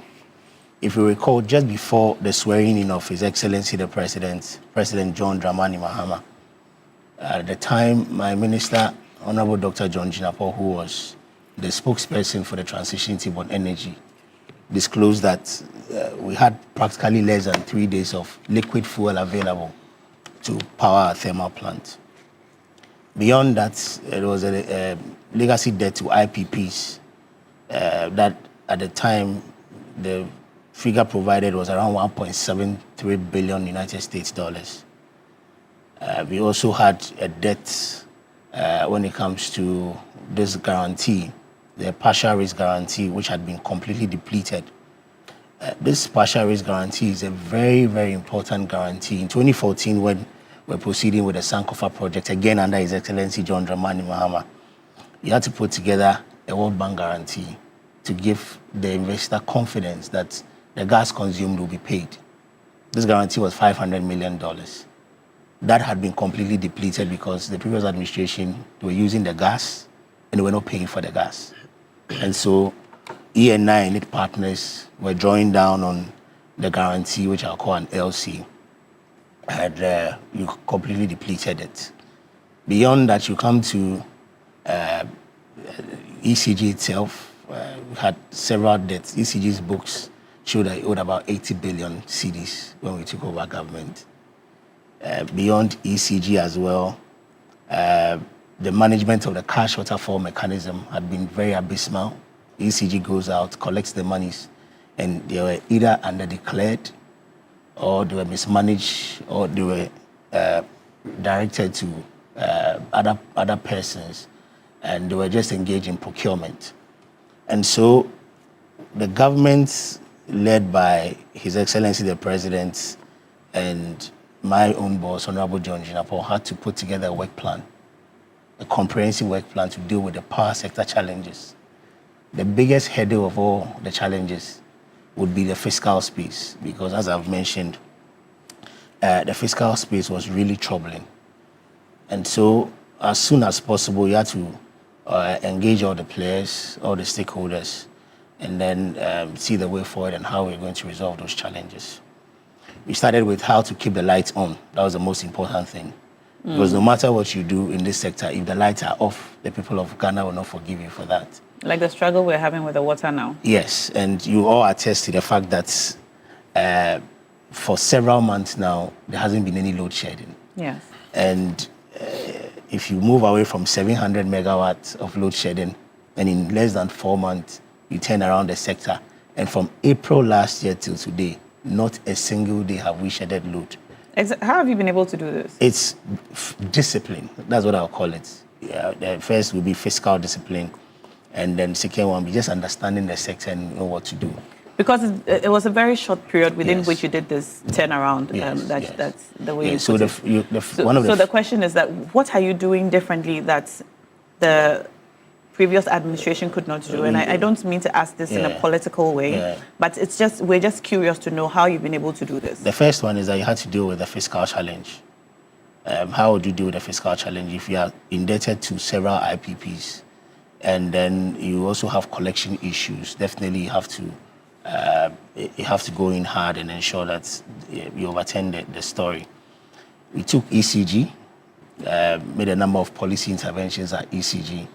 The first one was to increase ECG's collection, because ECG is like the pivot when it comes to the energy sector. If you're able to deal with ECG, majority of your problems, you'll be able to handle that. And so the collections of ECG, as the finance minister mentioned in the budget, has increased by 90%. This is as a result. We are paying our bills now. Yes, it's better than before. The staff of ECG are collecting more than they used to collect. So there was a cabinet decision in April last year that all state institutions should pay for power consumed. There was no exception when it comes to payment. What the exception will be that you understand that certain institutions are critical institutions, like health, security, and education, and even that is not across board. When you go to an educational center, the lecture halls will be exempted. Even that, you're going to pay for electricity consumed using their budgets under goods and services. So it's not free. Were state institutions not paying No. previously? I mean, your neighbor owed almost 1 billion cedis. We had to go there to go and... when I say not paying, I mean, well, they were in debt. Yes. But it's not that they were not being billed. They were not paying. They were billed, but they were not paying. They were billed, but yes, they were not paying. They were not paying. A lot of these institutions. And that's why moving from last year till now, the Ministry of Energy is supervising the policy of His Excellency the President to install prepayment meters in all offices of state institutions. If you won't be able to buy or prepaid, at the end of the day... So they will buy it like we buy it? Yes, just like everyone. You buy it, so you consume it. Once it's done. When is this taking place? No, it started. So the installations have started already. ECG is implementing that. In all state institutions? Yes, that is the policy. Prepaid meters? Yes, except those 5 institutions that were exempted. Okay. Those ones will pay their bills using a portion of their goods and services under the budget. Okay. And so that intervention alone led to ECG's collections going up. And so once you had ECG's collections going up, what it meant is that you're going to have more monies under the cash waterfall mechanism.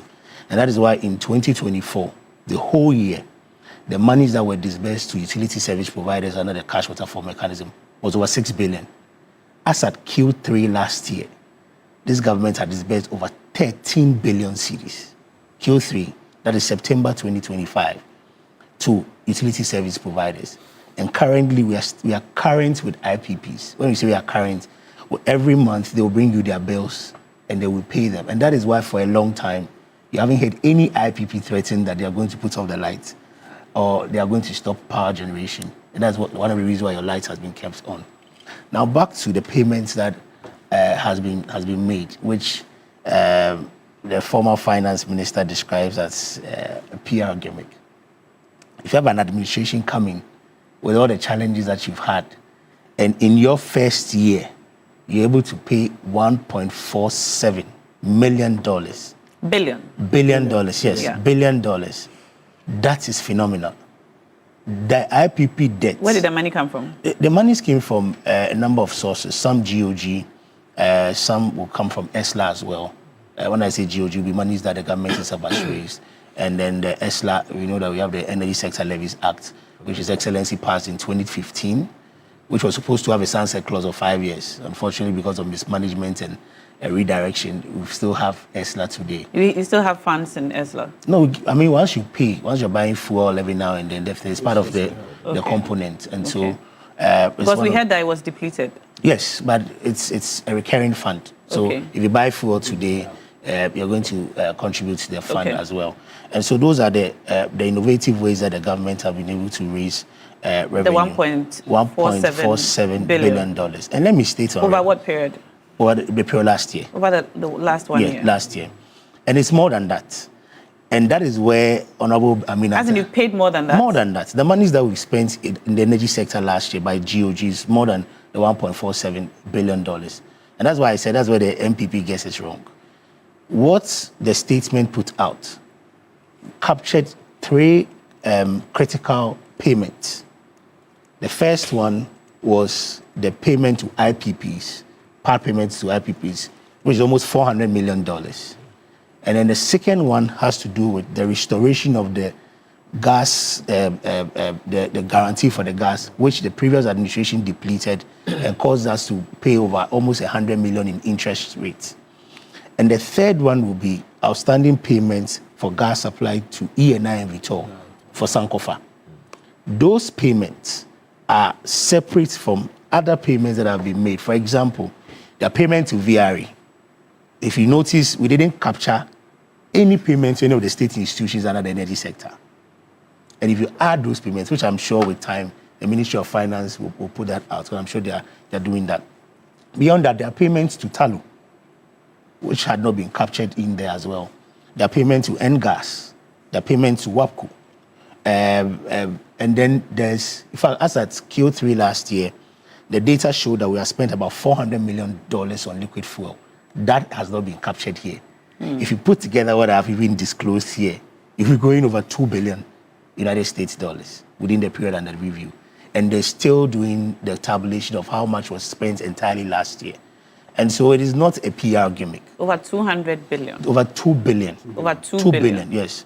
So it exceeds far the number that we put out, which the finance ministry put out. The number the finance ministry put out was focusing on the 3 critical areas which I've disclosed. Once they add the other payment, it will go more than that. And if you are going to even add the cash waterfall mechanism, that would have exceeded it by far. Okay. And so it's not PR. It is a deliberate attempt, a conscious effort by the Minister for Energy and Green Transition, Honorable Dr. Jinapo, and his colleague, the Finance Minister, Honorable Atuforsen, with the tacit support of His Excellency the President, to ensure that we turn around the energy sector that we met. What we met was bizarre. What we met was threatening our country. It was not just businesses, not just our homes, even our security as a country. And if the government has made such progress, I don't think that somebody should be describing it as PR. What you should rather be doing... Let me land. What you should rather be doing is to commend the government for making payment. Look at the statement released by the IPPs. There's a portion, yes, there's a statement. We're going to bring you portions of that statement. There's a line in that statement where they say that payment has restored confidence, investor confidence, both domestic and international, and that it considers Ghana as a reliable partner. That is very critical. And you know what has happened? Since last year, as a result of the turnaround, a lot of these IPPs that did not want to do any business with Ghana have come with new projects. Some have come that they want to expand. Okay. Some have come, and you have other investors also coming on board because now they have confidence in government and they know that when you deal with the government, you get your payment. And this is since the payment? Since last year, because of the turnaround, because we are making payment. There's one, if I can mention it, NGAS came to the minister. And when they came, what they told the minister was that if he was in Nigeria, he would have been described as Oga Tok Nadu, because when he says it, he does it. And that is the confidence that investors have in our country today because of the turnaround. The Honourable Member of Parliament for Karaga does not agree with this at all. I'm sure you saw his statement, Honourable Dapla. Good morning to you. Good morning to your distinguished viewers and my colleague panelists around this platform. Politics all the time. But you see, nobody celebrated this. It is just what it is. Ghanaians, upon hearing the news, were so happy. In fact, what the former finance minister, my brother Amin Anta, did, I think that sometimes... When you said former finance minister, I thought you were referring to... We are friends. He's a brother. But I think that they should not jump to do politics with everything. In fact, you see, this one, we should have done a fried rice party. We didn't do that. You should have done what? Fried rice. They did Oh, kenke party even when they follows. You understand? Right. We didn't do that. It's just a statement. And the statement was put out there to tell Ghanaians and everybody that this is what it is. We are credit worthy. We've cleaned our books as far as the energy sector levy or debt is concerned. So there's nothing political about it. Now let me tell you something. When ESLA was instituted or established to resolve the energy sector legacy issues, you understand? And they did so much in the collection. Let me give you some size. 2017, they collected 3.2 billion. 2018, they collected 3 billion. 2019, they collected 3.8 billion. 2020, they collected 4.5 billion. 2021, 6.3 billion. 2022, 6.7 billion. 2023, 5.7 billion. Now, and this is Ghana cedis. This Ghana cedis. Now, with all these collections, yet they never use the money for its intended purpose. That is why the debt was still there. So you understand. So if somebody has come out of prudence, out of diligence, out of, I don't know how to put it. If somebody has come into office within a year, this debt was paid. This money was paid by 31st December. This thing that we are discussing today, it wasn't in January that it was paid. So if someone has come, monies that were meant for a particular purpose, you use the money, you put in your consolidated fund and use it capriciously the way you wanted it without actually paying the debt, clearing the debt. A government has come within a year and has cleared the debt. You can only praise such a government. So there's no need doing politics with it. What Ghanaians want is that we want to have our lives on. Businesses, you see, the economy can't be doing very well when you have problems in your energy sector. We know what the energy sector does as far as the economy of this country is concerned. I'm happy the two ministers are gelling so well as far as this issue is concerned. Those days, we had some issues previously.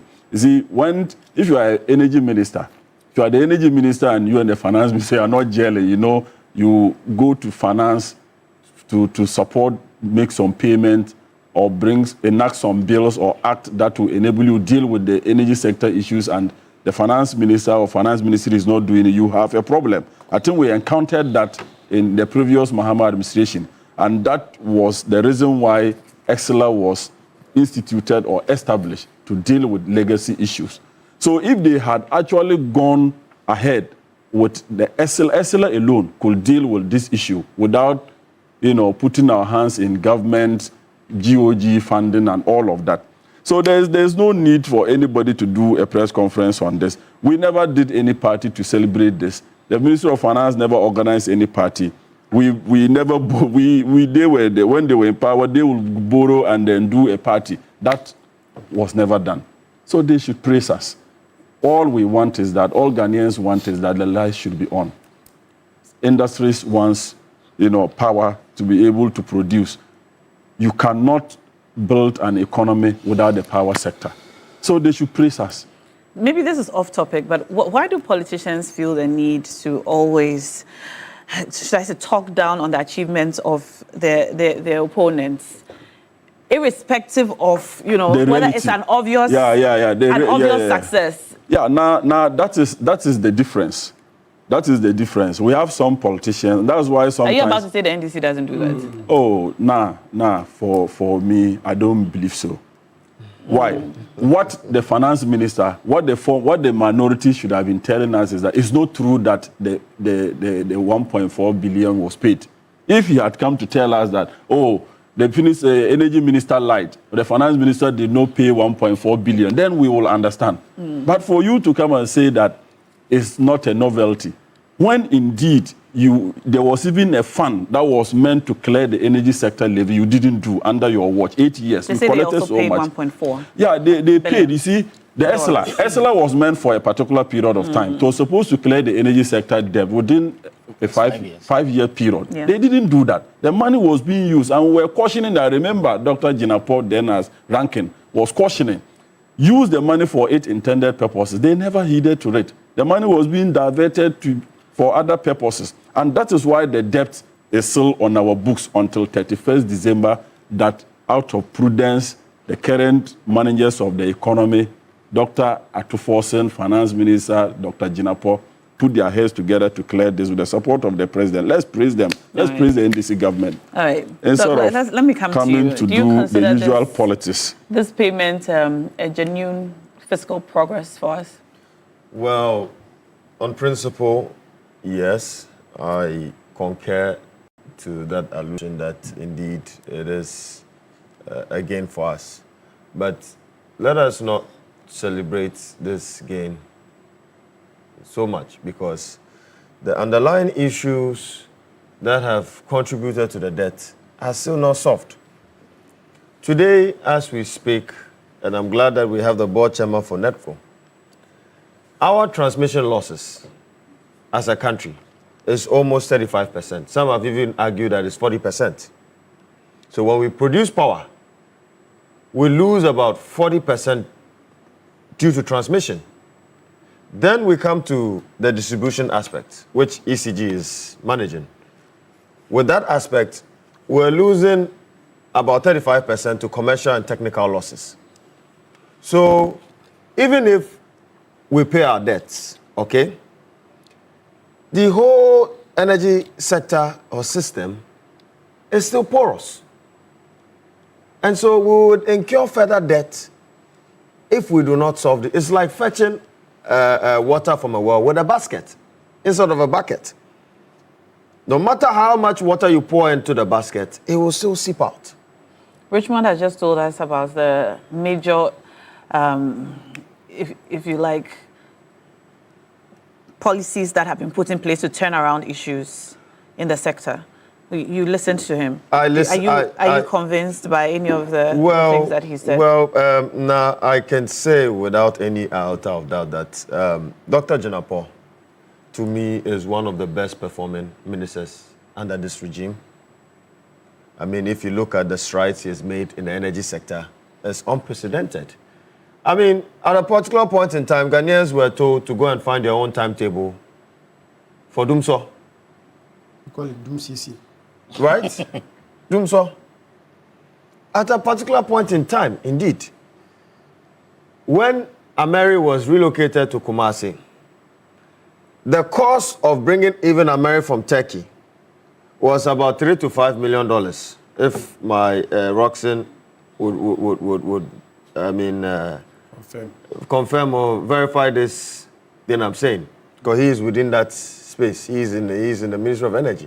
The cost of transporting Ameri from Turkey to Ghana was about $3 to $5 million. But then, all of a sudden, I do not know how it is geologically possible or geographically possible that the distance between Turkey and Ghana, right, is shorter than the distance between the western region and then Kumasi. Yeah. This is why won't we have issues with our energy debt? Why won't we accrue a lot of debt? Nah?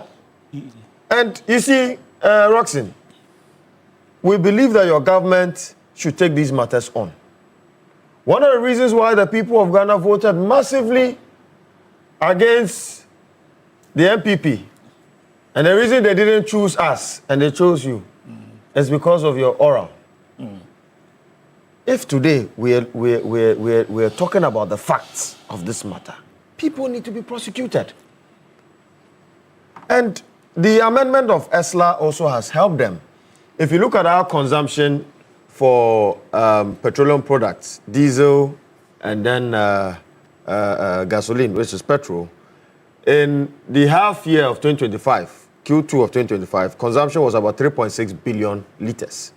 So I'm even estimating that by the end of 2025, consumption was doubled, which was about 7.2 billion. Now, if you relate it to the 1 cedi per liter, it means that ESLA is bringing in, I would estimate, about 7.2 billion cedis each year, right? And because they've also been able to stabilize the prices of fuel, right, by stabilizing the forex through the gold board, the domestic debt exchange program, and other prudent fiscal management of the economy, right? This 1 cedi per liter has not really had any significant effect on inflation by consumers. And I believe that that is also part of the reasons why they're able to amortize and pay off some of their debt. So kudos to this government. I mean, we believe in a responsible opposition. When it is right, we say it. When it is wrong, we criticize. So as far as the management of the whole energy sector is concerned, I think that they have done well. But now, I believe that we need to decentralize power supply in this country. If you look at the Great Transformational Plan, we have said that at least we should have some form of regional power enclaves. So Kumasi should have its own power source, different from that of Accra, then not being supplied by Bui, not being supplied by Akosombo, and not being supplied by the Atuabo gas plant. But it should be centralized within Kumasi to supply the whole Ashanti region. Greater Accra should also have its own, in order to mitigate the issues of transmission losses. I believe that this would be a significant investment model if we go by it. Now, to do with our energy mix, I have sat on this platform to criticize our policymakers, how they allowed Ghana's energy mix to be dominated by fossil fuel and by means of thermal power plants. Today, if you look at our energy mix, 70% of our electricity comes from thermal power plants. And so if at any time or point in time, the exchange rates or the dollar does not favor us, we would have increase in electricity costs. And that also affects ECG's repayments to IPPs through the cash waterfall mechanism. So that is an issue. And to tackle that, we are proposing to this government. I have heard them say that they have begun talks and they are putting in a policy in place. Kwame Nkrumah started it as far as far as the 60s. He established the Atomic Energy Commission, which he foresaw that there will be a rise or an increase in the population. There will be a demand in electricity, and therefore nuclear energy will be a cheaper and efficient and cleaner way to supply electricity to industries and the people. So we should look at nuclear energy as an option rather than depending on these thermal power plants. Because is it similar to what exists in Tema that covers the free zones area? Yes, enclave power. The enclave power. Yes, enclave power. That's right. All So right. such a model would also work for us. You understand? And to end on this, now ECG has to be privatized in terms of privatized. Yes, in terms of its billing, metering, and collection. Some aspect Some aspect of its Okay. operations. Yes. Okay. Its retail and commercial aspect has to be privatized. Billing, metering, and then collection.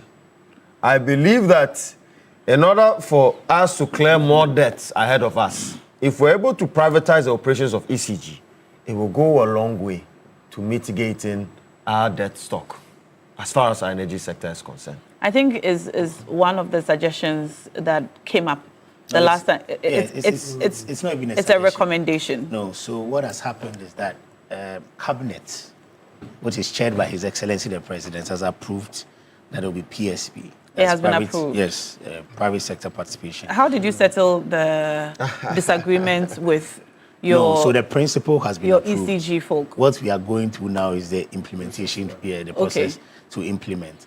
And that is why when we're going through the process of getting a transactional advisor, they were fighting back.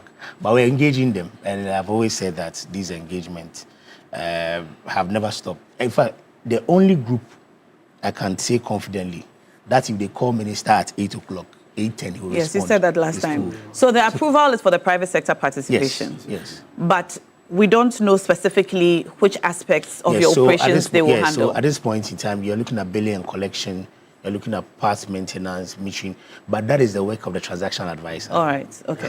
All right. But a number of things that I will respond to, maybe when Leonard When Barack Powers finishes. But I think this is good news, and I just don't understand why the opposition New Patriotic I'm Party. sorry, before you go, I'm told we're joined on Zoom by a mining consultant, Seth Clay. Are you with us? Yes, I'm with you. Sorry for keeping you on for so long. Pardon us for that. But we'll join you. We'll come to you shortly when we begin our conversation on the gold board and related matters. But welcome and thank you for joining us. Thank you for having me. All right, so back to you. So I'm saying that, do you know why some business people can own millions of cedis and still sleep soundly at night? The answer lies in responsible debt management. Can own? Yes. I thought you said can own. No, can so own. I wondered why you Can won't own. sleep when you have millions. Okay. Can own millions. You know, and I think the thing is that we must recognize what this government has done. Because if they had not cleared the debt, they would have further crippled or destabilized an already fragile energy sector. That is why I see the commentaries by some element or actors of the opposition, New Patriotic Party, as one that does not advance constructive opposition and also the debate. The thing is simple. Was there a debt to be cleared? The answer is yes. So if clearly there was a debt to be cleared and this government has done it, what is the fuss about? I think Ghanaians continue to demand a government that is honest, responsible, and transparent about difficult fiscal realities and informing Ghanaians that we have cleared $1.4 billion of legacy energy sector debt. In fact, it is consistent with that expectation. So I see nothing wrong with that. Because, you see, if the debt had been left unresolved, it would have damaged our investor confidence. And even it would have undermined power generation. And even it would have even caused, serious economic downturn in this country. So this government has done well. We must not say it is a mere political public relations. That should not be, because sustained opposition should not be always criticized. And you well articulated that. Why is it the case that every time government does something which is commendable, the opposition will have an issue with it? It is a recurring challenge with our political system, which we all need on both sides. Yes, on both sides. And I won't say the NDC is angelic. They do that. They also did that when they were in opposition. The NDC did that when they were in opposition. So sometimes when I sit back, I ask myself, why do we continue to take this path? Because it's not fanciful. It doesn't help us. We cannot continue to do this type of politics in this country and hope to benefit. When government does something that is commendable, go out. But see, now, in governance, there are moments restraint is more effective than reaction. What Dr. Amin Dramani said. Amin Adam said it was needless. Because it would have been better for him to have kept quiet than to put out. Because what the government did is not unprecedented. And I'm not saying, and the government per the statement, they didn't say they have done what Nkrumah or Co could not have done. They are telling us that, they have cleared this debt. And that is enough. Because we voted for the government to what? To tell us every step on the way what they are doing. And if they had inherited debt, some obligations, and they are taking measures, corrective measures to address that, I think it is well within their right to inform us. And like some people have said, they didn't even organize press conference. It was just a press release. Yeah. This is a modest means of communicating information to the public. What if they had done a press conference? That would have been a major one where the media will be, all the media houses will cram around and they will be feeding the public. We should be able to sometimes acknowledge when good things happen, because that's how we progress as a country. Because if you cannot defend your own government, you expect a foreigner to do that for you. That won't happen. So now for me, but this is what I believe. I think that ultimately it's not about political point scoring. But what matters to me, whether the commitment will translate into sustained reforms, fiscal discipline, as Doc has referred to, and tangible improvement in the energy sector. These are the things we are looking at. Debt will accrue repeatedly, but let's address the challenges, the inherent challenges with the energy sector, so as to further inject confidence and not only the IPPs, but Ghanaians, because we must also because we should not be sleeping thinking that tomorrow our lights will be off, or tomorrow we may face crippling challenges. We need a reassurance. We need, and let me point out that the minister or the Ministry of Information has indicated that they've made budgetary provisions, they've secured budgetary provisions to clear future debts per the statement. I think this is commendable. This assurance is encouraging, but it must not remain just a statement. There must be consistent actions or execution and transparency. Because the previous government told us they were coming to clear debt. Later, they ended up leaving larger debts. So there must be consistent execution and transparency. You are telling us that you have secured adequate budgetary provisions to clear future debt. Be consistent and let's walk the talk.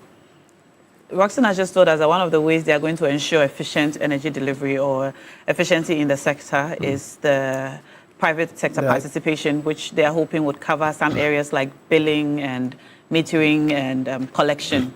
Are you convinced that this is the way? Now, we've had this conversation before. I have my personal misgiving in regards to the PSP. I have said that it's just a ruse. Oh yes, you said you don't trust. Yes, it's just a ruse. That it's going to be sold. Exactly, it's just a ruse. It's just a ruse. So, assuming that it is going to be private sector participation just for the areas that he has said, all right? Do you believe that this is the way to inject efficiency into the sector? Now, given this fact, without believing what they had earlier communicated, given this fact, I think it will help us because these are key areas the ECG is currently challenged. Yeah.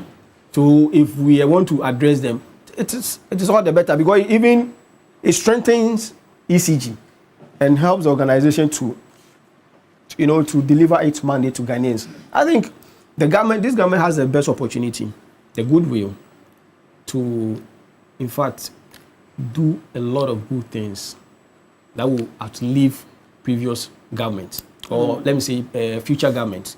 Okay. So if they do the right thing, it will be to their credit. But if they are just politics as usual, then that will be a case for everybody to talk about. All right. Roxanne, you wanted to respond to something that Doc spoke earlier, and then we'll move on to our next topic. Yes, few reactions. As I stated earlier, because of the kind of power sector this government inherited, there's a comprehensive plan to deal with the power sector. It's not just one. It's not just one touch, or it's not. No, there's a comprehensive work plan that you are following as a government. If you look at what I mentioned earlier with ECG, when we came into government, ECG's technical, that's what we call AT&C, aggregate technical and commercial losses were around 40%. As we speak, it's around 23%. If you look at, yes, that's a significant reduction.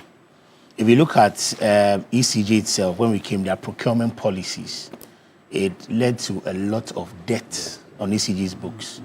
We had a system where ECG procures, the supplier just dumps it at the port, and then will present its invoice to be paid.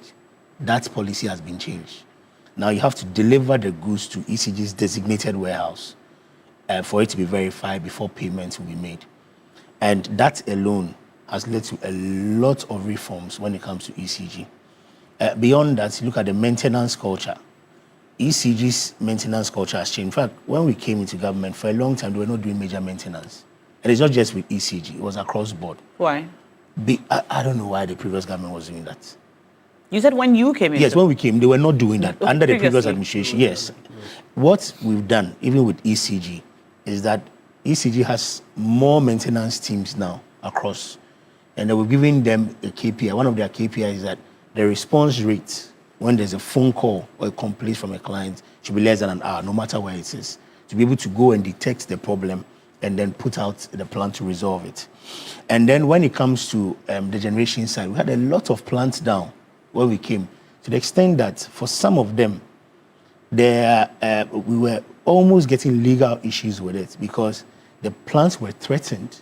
For want of a better word, the quality or efficiency of the plants were threatened because we're not doing maintenance as it's supposed to be. That issue has been dealt with. Last year, lots of the plants underwent the maintenance that they were supposed to go. On the issue of energy mix, we recognize that as governments, that 70% of thermal is dangerous because for thermal, you still have to be buying fuel. Either you're buying natural gas or you're buying liquid fuel. And so as a policy of this administration, which we've signed on to under the Mission 300, by 2030, we aim to have at least 10% of our energy mix as renewable. And that drive is already ongoing. That's why His Excellency the President changed the mandate of the ministry from Ministry of Energy and added Green Transition. Under the Green Transition, we've set up a Renewable Energy Directorate under the ministry. So far, there are construction of mini grids across the country. Mini grids, they are under solar, to areas where it's difficult for you to take transmission. So recently we are around Adan, part of Adan. We went to part of the Volta region, the OT regions, because those areas are difficult to reach and the transmission lines do not get there. So you intend to install over 150 mini grids across the country to deal with that. And they're powered by solar? By solar, yes. And then beyond that, on the major streets across the country, we have started the process of changing the off-grid street lights to solar street lights. Okay. Last year alone, we did about 23,000 street lights last year. This year, the government intends to do more by installing, because one thing that the ministry noticed, or was taking notice of, is that between off-peak and then peak period, you have a deficit of about 400 to 500 megawatts. And the solar streets, the street lights alone contribute significantly to that as well. So if you take these off-grids off the streets and you replace them with solar, that deficit will be available for you to use during peak time. So that is also being handled. For nuclear, a lot of work has been ongoing when it comes to nuclear. There's a Nuclear Power Ghana as we speak. There's an executive director that they are working tirelessly to ensure that we have nuclear as part of our energy mix. And so Nuclear Power Ghana. Yes, Nuclear Power Ghana is one of the agencies under the ministry. But authority too is there. Sorry, is this an agency that has already been in existence? Yes. That's the name. Yes, Nuclear Power Ghana. And then that agency is the agency in charge of nuclear. And their mandate is to do what? Is to ensure that we have nuclear as part of our energy mix. And so very soon, as a country in Ghana, we'll be producing power using nuclear. That's one of the, and that is under this administration. And lots of conversation, a lot of collaborations between Ghana and some of the advanced countries, I don't want to put the names out, that have these technologies are ongoing. And so for the energy mix, we are dealing with the energy mix. Hopefully we can have an extended conversation on this Nuclear Energy Commission soon. Not just the nuclear. To understand, and in fact, the entire energy sector and the work you're doing. Because the more you speak, the more I realize there's a lot more we need to put out there and we need to understand as a people. I saw a post that was asking why we are not considering adding solar to our energy mix on a larger scale. Oh no, in fact, this year, especially for the state agencies that owe so much. Yes, let me speak to that. This year, the minister, Dr. John Jinapor, has said that this year is going to initiate ambitious projects. One of the ambitious projects that we intend to do this year, which he has tabled to cabinet, is a 200 megawatt solar-backed battery. 200 megawatts is a game changer. That's huge. So it's one of the projects that this year that administration will be doing. Beyond that, like I've mentioned, a number of solar projects. BUI is also doing some solar projects as well. And I would say that I know you have limited time. Yes, but still on solar, how is maintenance of solar panels, etc., in terms of the cost of maintenance? No, the cost of maintenance is relatively cheaper compared to it's the setup that is expensive. Even with that, if you compare the last 5 years, the cost of solar is dropped drastically. And that is why the government took advantage to renegotiate some of the solar PPAs. One of them was 20 cents per kilowatt hour. As of today, it's 6.5. And so as a government, you're spending 6.5 cents per kilowatt hour. So you're spending $20 million each month. What it means is that now you'll be spending $6.5 million getting the same power.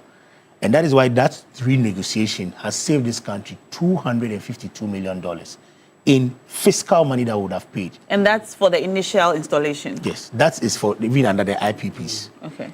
So that's part of the work plan. And that's why I mentioned that it is not just pick and choose. It's a comprehensive work plan that the government is dealing bit by bit to ensure that we turn around the sector.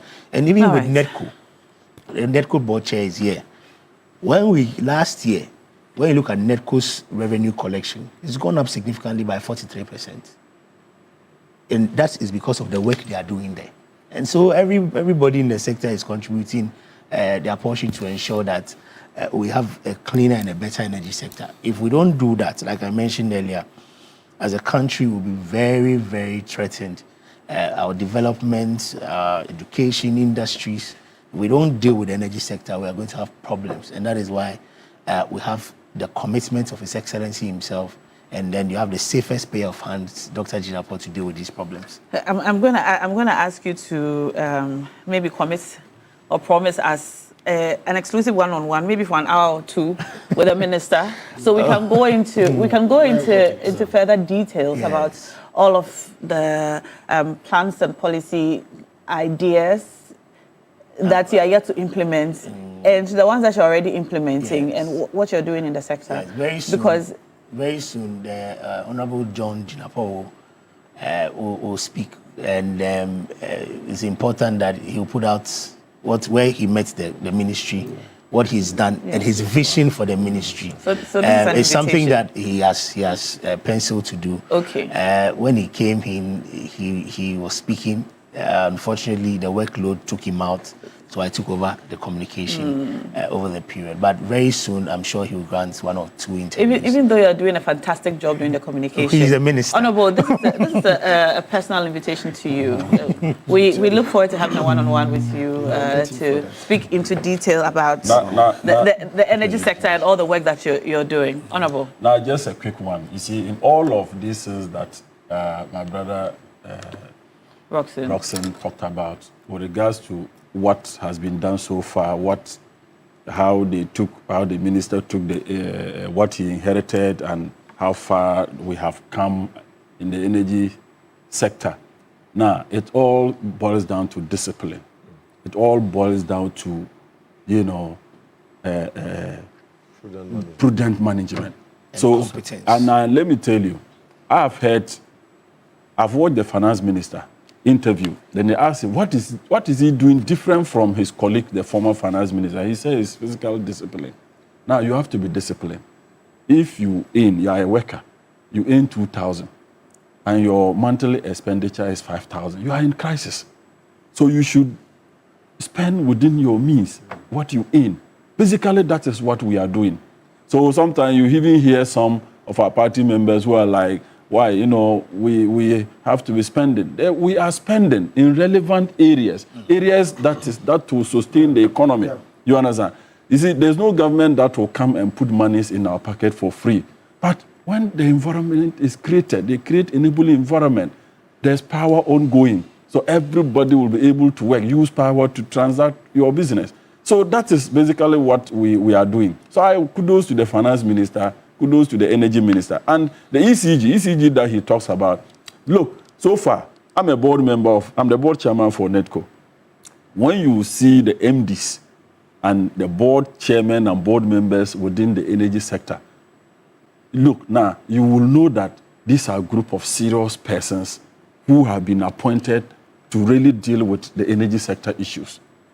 ECG, the MD, was the name, Engineer Pepena. Yes. A very disciplined man. When he appeared before the Foreign Public Accounts Committee, of which I am a member, he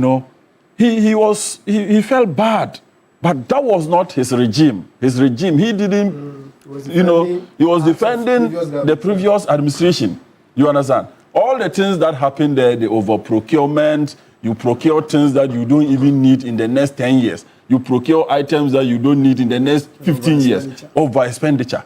That was needless. And I know that man will not do that. I know the energy minister won't supervise over such. And that is basically why we are getting out of the woods as far as the energy sector crisis is concerned. It's fiscal discipline. Fiscal discipline, yeah. Spending within your means. Yes, so important. And that just reminds me of one of the comments I saw under our post just now, how we are able to keep the lights on and still pay our debts. Yeah. It's a puzzle. Yeah. And we look forward to having that conversation very soon. But let's move on to our next topic now. Yesterday, before the Public Accounts Committee, we heard the governor of the Bank of Ghana speak. He spoke about many things, including who should bear the financial responsibility of the costs, which in some other quarters has been described as losses, that the Gold Board, through the Gold for Reserves program, have accrued.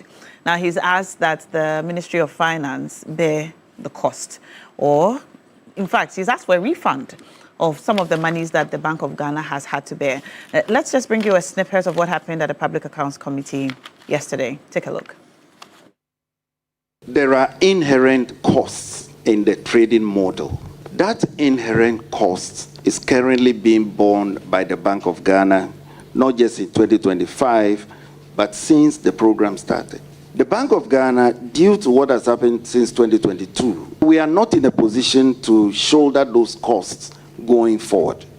As we speak, we are having a conversation with the minister to see if they can reimburse us even for those costs that were passed on to Bank of Ghana since 2024. So going forward, the key thing or the key question is who takes charge of the costs incurred in that exercise? The Gold for Oil, or the G4O, since May of last year, we had to shut that down. An external audit is underway currently, and that entire program is being audited. The goal for reserves, that is the G4R. There also, there's an external audit that's been authorized by the Bank of Ghana board, both from when it started until the end of 2024, thereabout. We believe that going forward, what we have to do is to reform them, to reduce the cost further, to treat them as quasi-fiscal interventions. The net loss for the gold for reserves, the losses in 2023 was 1,054.84 Ghana cedis. Then in 2024, the net loss for the gold for oil was 1.8 billion Ghana cedis in 2024. On the other hand, the net loss for the gold for reserves in 2024 was 3.8 billion Ghana cedis.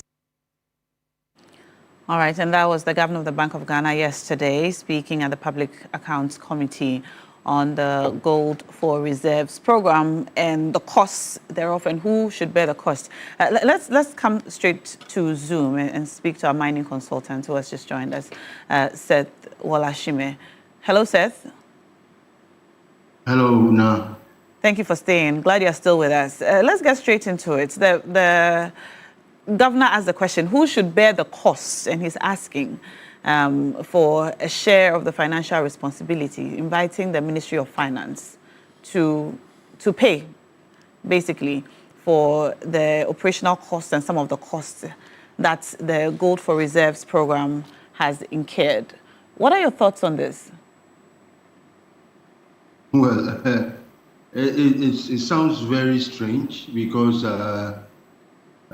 if you are implementing a program like the Gold for Reserve, I'm sure that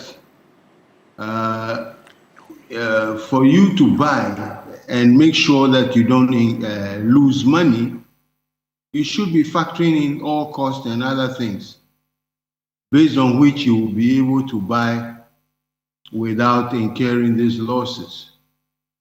So basically, it sounds very strange. Gold is a commodity that is traded worldwide, and I don't see the reason why we should be incurring this cost. And in any business, the price build-up includes the cost. So I'm at a loss, to tell you the truth. You are at a loss that we are incurring costs, or you are at a loss that is inviting the Ministry of Finance to pay? No, I'm at a loss that, we will not build, have a price build-up that will avoid these kind of costs, which we are now trying to label as a loss. I hope you get me. Yes. And in any case, this Gold for Reserve program, I think that they buy the gold and put it in reserve. Now, if you look at the trend from 2022 to today, gold prices have appreciated by 155%, because in 2022 the average price of gold per ounce was 1,801 thereabout. Today we are talking about 2,600 US dollars per ounce. So if you have those gold in reserve, you should be reevaluating those reserves to reflect current prices. So maybe they are not doing something correct. That's what my mind tells me. Because you compare 2023, where gold price was around 1,940 average price over the year, and today the gold price is 4,600. So whatever stock we had in 2023, by the end of 2023, if we revalue, we should be making more. We'll be making some money. So I don't get the picture. I think we need to really sit down and look at what they are doing, how they are doing it. Because if you have gold in reserve, which has appreciated, what are we talking about? All right. You know, people who don't even have gold in stock, who are trading gold on paper, are making money. All right? So if you have the gold in stock, then I'm surprised we are talking about this cost, which we are now labeling as losses, for which they are now asking the finance ministry to reinvest them. I think that there's something fundamentally wrong, and we need people who understand our industry to sit down, analyze the program, look at the models they have, and then come up with something which will stand the test of time. The whole idea of gold for reserve is a superb one, but we need to, manage it properly.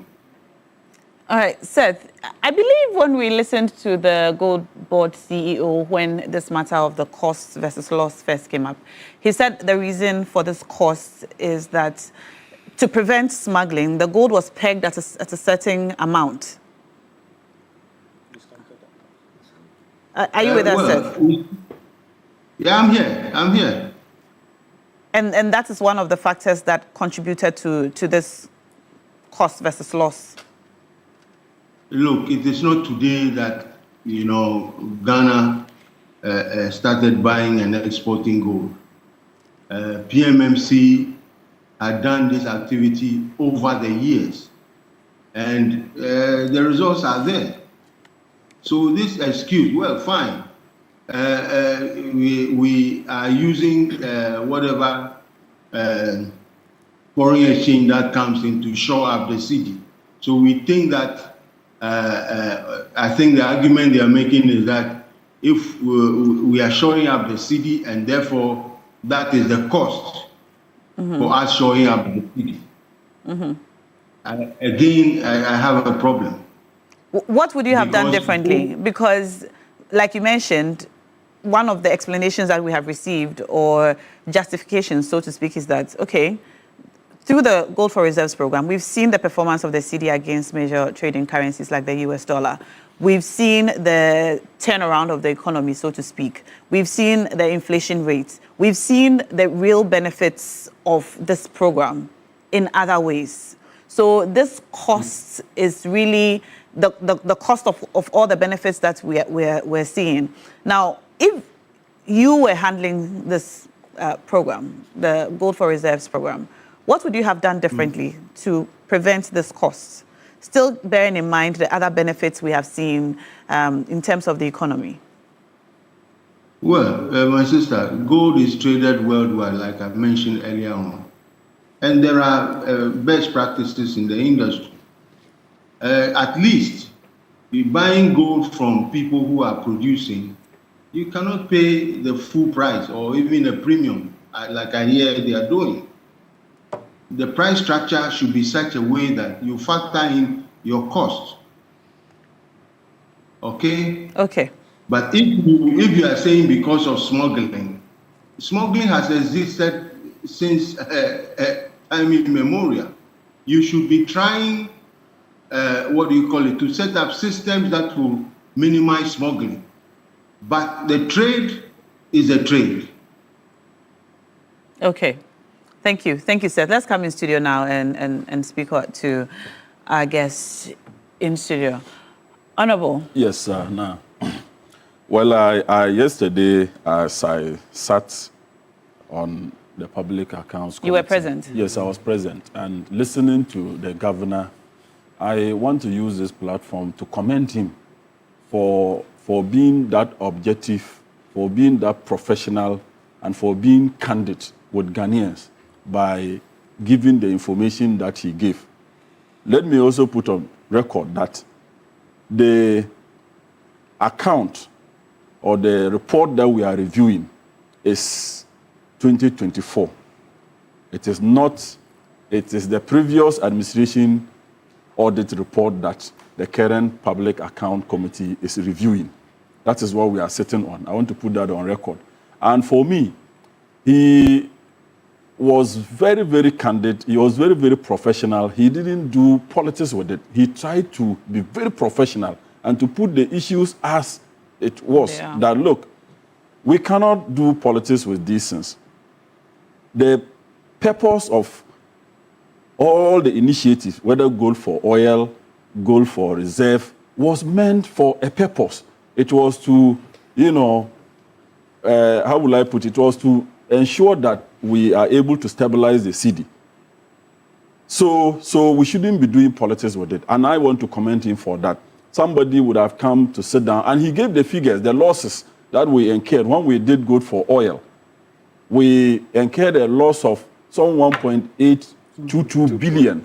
You understand? And the board advised that that program should be scrapped. You understand? Even though we are incurring some losses in the gold for reserve, he's saying that, look, it is one of the best initiatives that is helping to stabilize our city. That is helping to stabilize our economy. So he was inviting industry players, even us, some MPs who are experts in it, that they will have a joint board meeting with the Bank of Ghana and the Gold Board, and they will invite other experts to come so that we sit down and look at the best way to be able to handle the program. Even if there are losses, how do we deal with the losses? You understand? And you see, there will always be losses.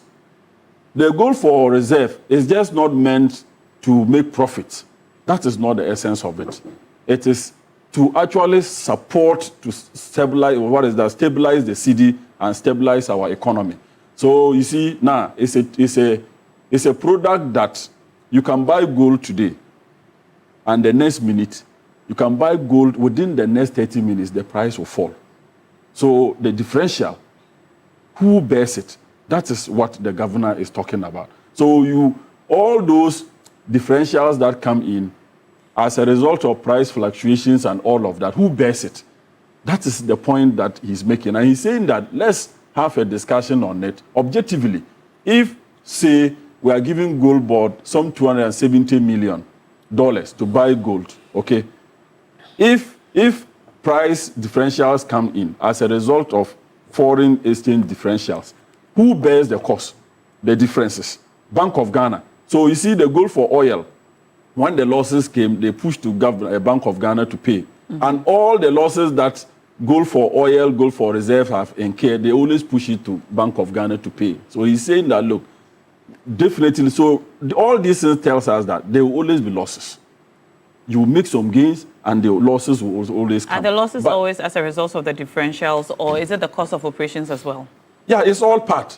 But differential, the fluctuations and all of that is even what makes it more.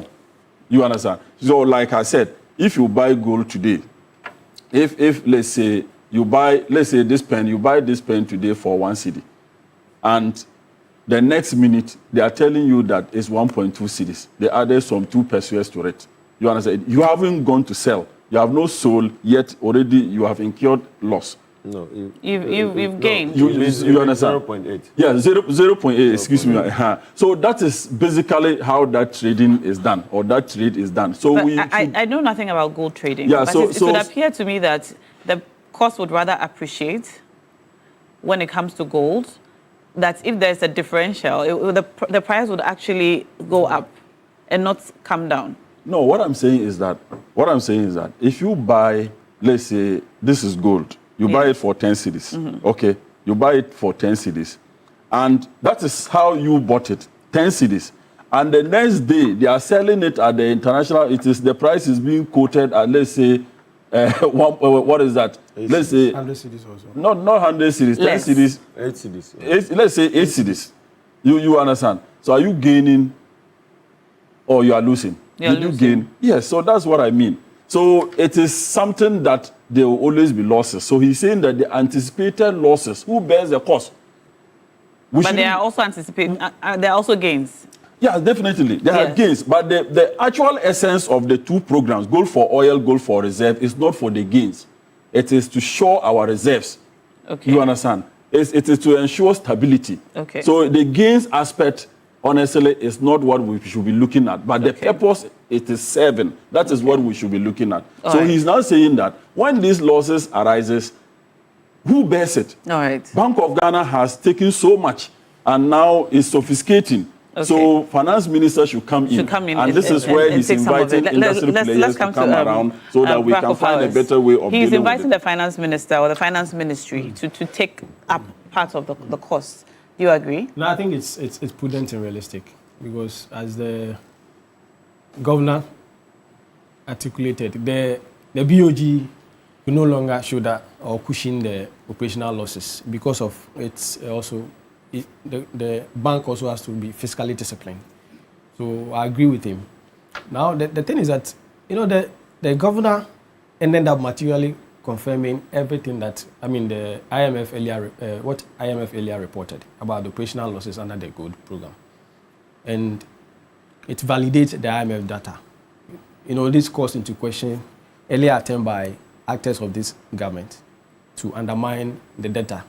In the beginning they dismissed it as there wasn't any operational losses under the G4R.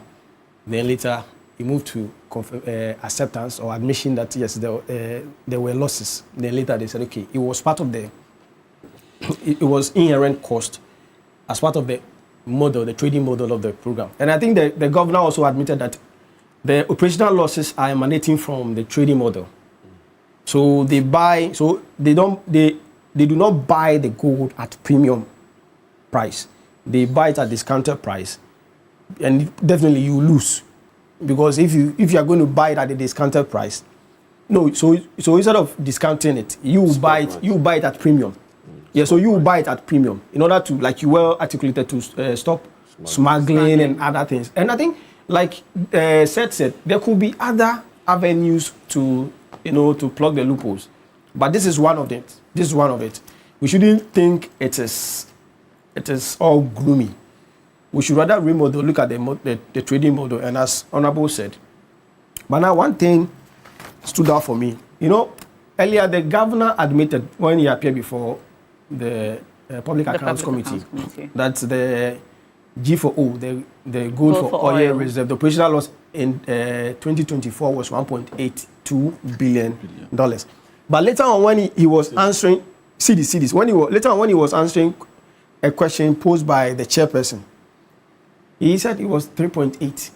If you had monitored the conversation, getting to the latter part, the chairperson was saying that, are you sure? Because when I check your financials, as at 31st December, it was 1.8. And the governor said it was 3.8. On live television, I think it was not healthy. That discrepancy, we must be able to clarify that.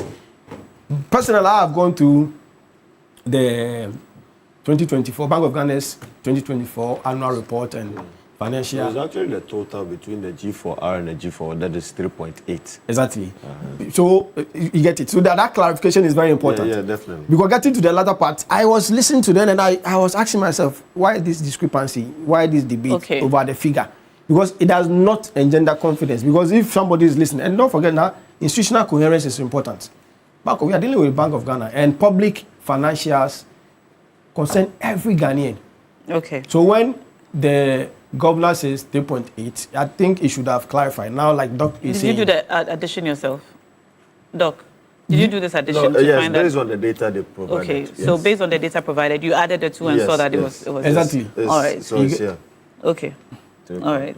You get it. So now it is very important that this discrepancy is clarified. But ultimately, I think it shifts the conversation. Now we have to look at how we can, tweak the trading model of the G4R, because it is an important element. It has stabilized. I think the economic benefit that Ghanaians are enjoying is because of, one of the factors is the G4R. So we must commend it, just that we should be able to find a way, like the governor said, either the government will cushion, the Ministry of Finance will cushion the operational losses, because we are getting bigger benefit from the program, or we'll remodel it so that the losses will be minimal. Mm-hmm. All right. Doc, you have the final word. Yes. Now, I believe that Dr. Esiama's prudent management of the Bank of Ghana and the policy of the gold for reserve and gold for oil that has been discontinued, which I have to commend him for discontinuing it. The gold for oil program. Absolutely. I mean, under this program, we did not even know who the aggregators were, how much the gold was being sold for, and who were the off-takers. We didn't know. It was very opaque. And this is, I'm referring to the Auditor's report, Auditor General's report on the gold for oil program.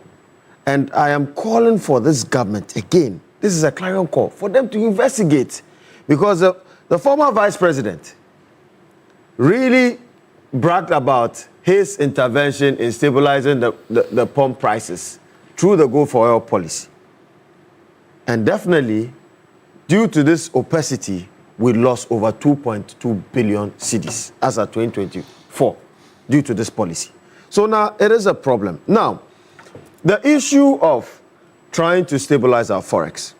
I mean, there's an issue, underlying issue here that we need to really tackle and discuss. There's a big discrepancy between the interbank rate and then the Forex Bureau rate. But it is dollar that they sell. Why is that so? And I believe that as part of the intervention, government through the central bank has to set up an independent authority that regulates Forex rates. So you look at the MPA. The MPA sets prices for OMCs to follow.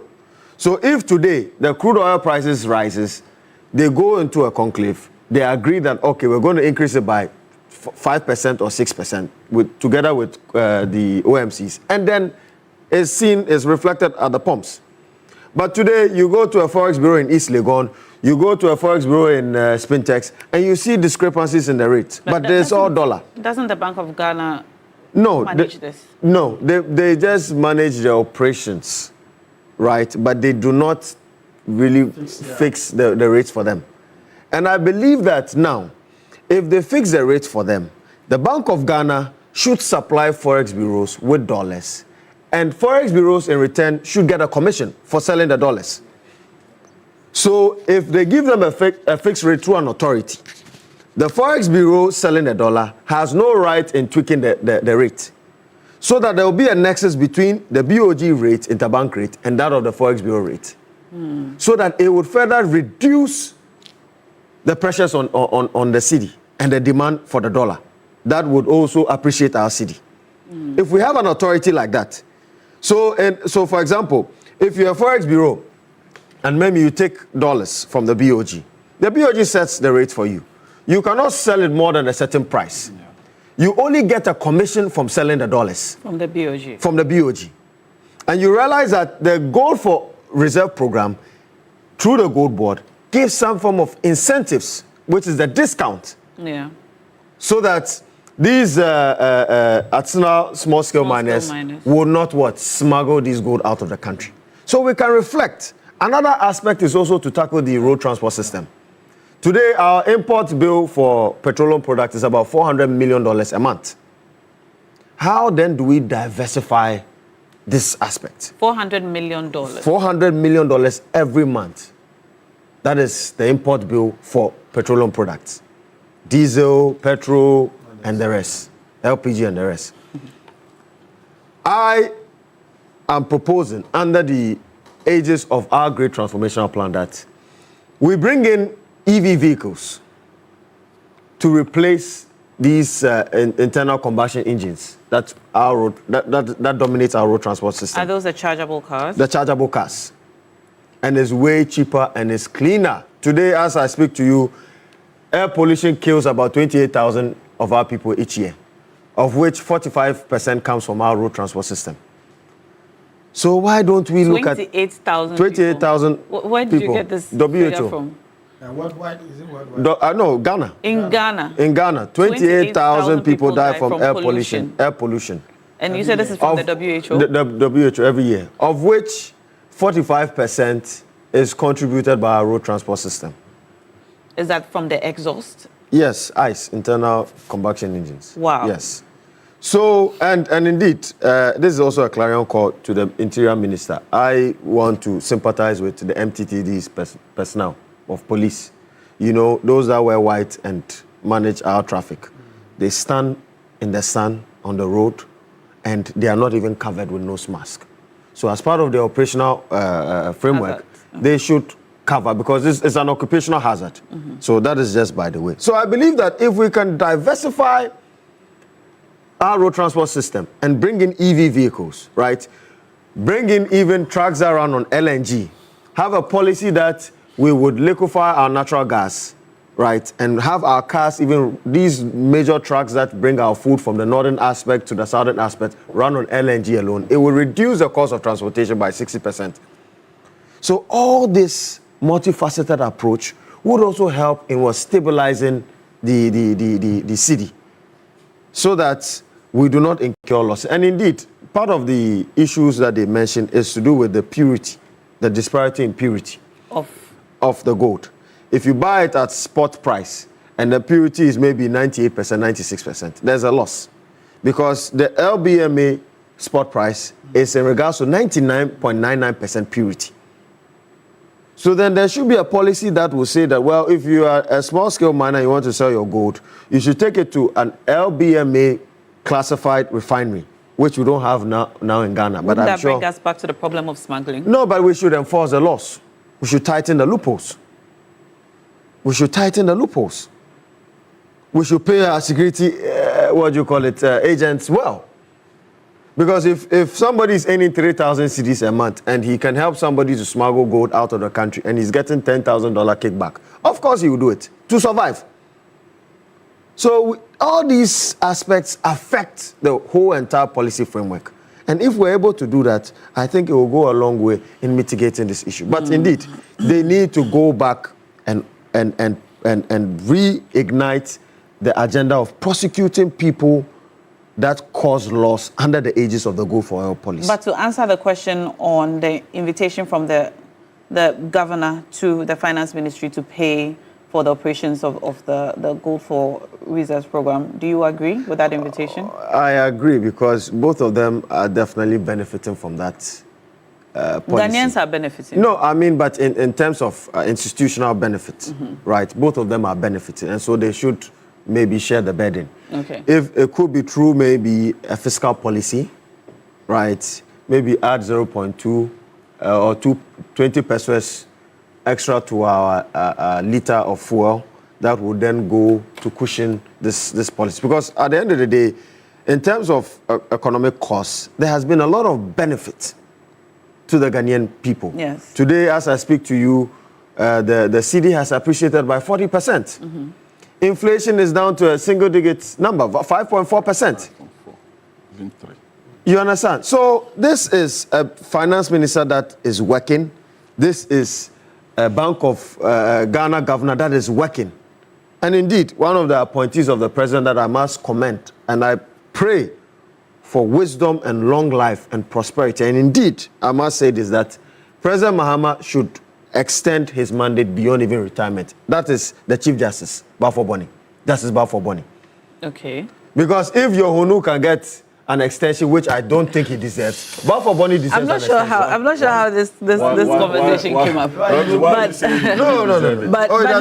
let me come to Zoom. Let's take a final word. Let me commend the Gold Board CEO Sami Jemfi for his transparency, accountability to the Ghanaian populace. I want to commend him. Like my brother said, he's been so transparent. Hitherto, we didn't even know who were the aggregators, who were benefit companies, and all of that. But he made it especially clear to everybody that these are the industry players, these are the aggregators, this is what happens in Gold Board and all of that. Transparency, Sami, kudos to you and your I think in terms of transparency, a lot of the actors in this government have been very transparent. And I mean, from Sami Jemfi's Gold Board, the Attorney General.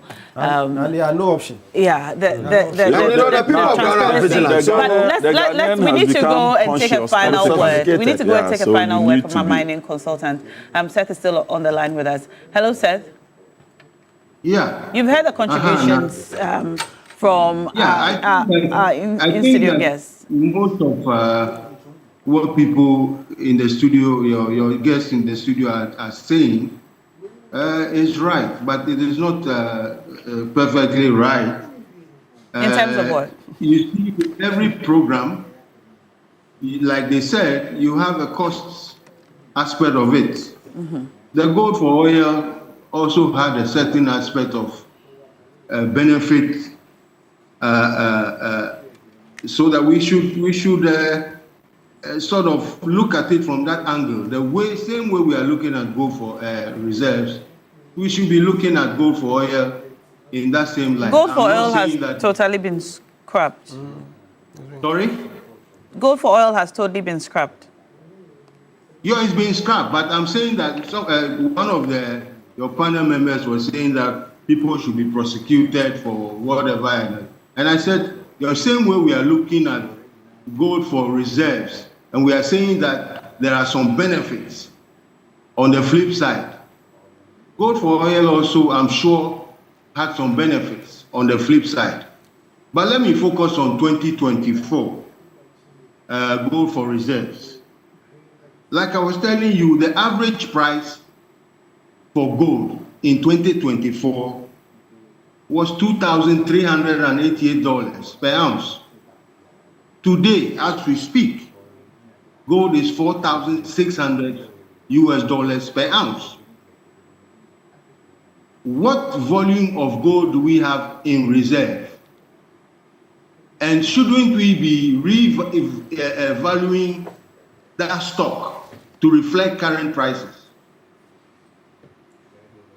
Okay. That's why I'm saying that maybe the Bank of Ghana and the Gold Board are not doing something right, because all these losses we are talking about, if you strike the difference, gold has appreciated 92%. Okay. Between 2004, end of 2004, and the end of 2000, so today, okay, which is January. Okay. So okay. Shouldn't we be revaluing our stock? Okay. Which has appreciated in value. All right. So there is something that is There's something amiss. All right. Well, thank you. Thank you for joining us on the phone lines. Our mining consultant, Seth Wolashime, and in studio we've had Austin Bracco Powers, private legal practitioner, and the Honorable Cletus Dapla. Yes, Cletus yes, Dapla, MP for Jirapa. Yes. Did you want to say something? Yes, the mining consultant, Imani mining consultant, the governor will extend an invitation to you when the two boards meet, Gold Board and then... To advise. So that I will take your advice on board. We want the best for Ghana, not politically. Yes. If Ghana is good, it's for all of us. Yes. When it was bad, we all suffered it. So if it is good, we all enjoy. Yes. We want the enjoyment Thank you, our Honourable Member of Parliament for Jirapa, and also in studio, Dr. Ramsey Inusa, Director of Political Research for the United Party. And I told you I had a story about Jirapa. So I was in Wa and wanted to go to Jirapa, and I was told to get on a bike and that it would be 1.5 hours. Oh, it was 3 hours. On a motorbike? Yes. Wow. it was, and I think the nature of the road. The road has become, it's so deplorable now. So I went against all the advice I was taking. I was told, just go in a car, it'll be a full day's trip. I said, no, I wanted to go on a bike. But I'm sure when you went to Jirapa, you enjoyed Jirapa. You had fun. I came back with waist pain. Yeah, so I'll tell you the rest of the story off air. No problem. But thank you so much for joining this conversation. They'll start the construction of the road this year. Okay, possibly. Is that a promise to your people? Yeah, it's going to be captured this year, Wa to Hamile. So okay, from Wa all the way to Hamile. How many kilometers is that? I don't know offhand, but okay, it's not much. Well, that's good news. Yeah. That's good news. All right, so you've heard from your MP. The road is going to be fixed soon. It will be captured this year. You say it will be started next year. All right. Now, if you're trying to look smart or fashionable, visit any Woodin boutique nationwide today. Woodin offers you amazing collection of authentic African fabrics and ready-to-wear that come in beautiful designs and colors for men and women. With Woodin, you can get creative and get versatile with your outfits and designs.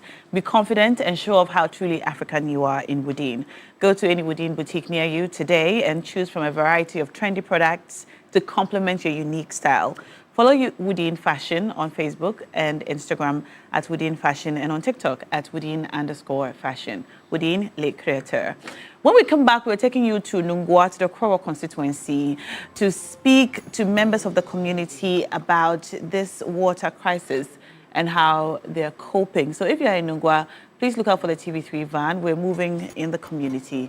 And so we hope to see you and speak to you soon. Now, what Hambele is wanted.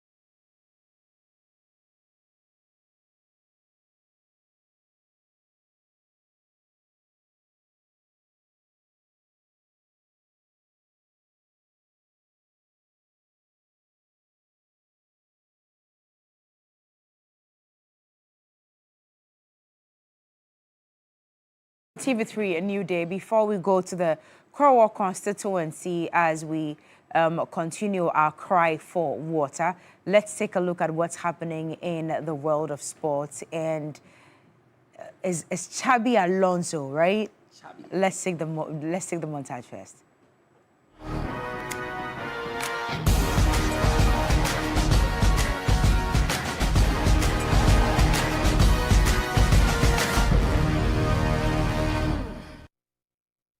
Xabi Alonso is trending everywhere, and Mutala is here to clarify a few issues for me. Now, there's been a statement by Mbappe thanking him that he learnt a bit from him. But other quarters are also saying that Mbappe's ego has a lot to do with his departure from the club, and his relationship with Vinicius Jr.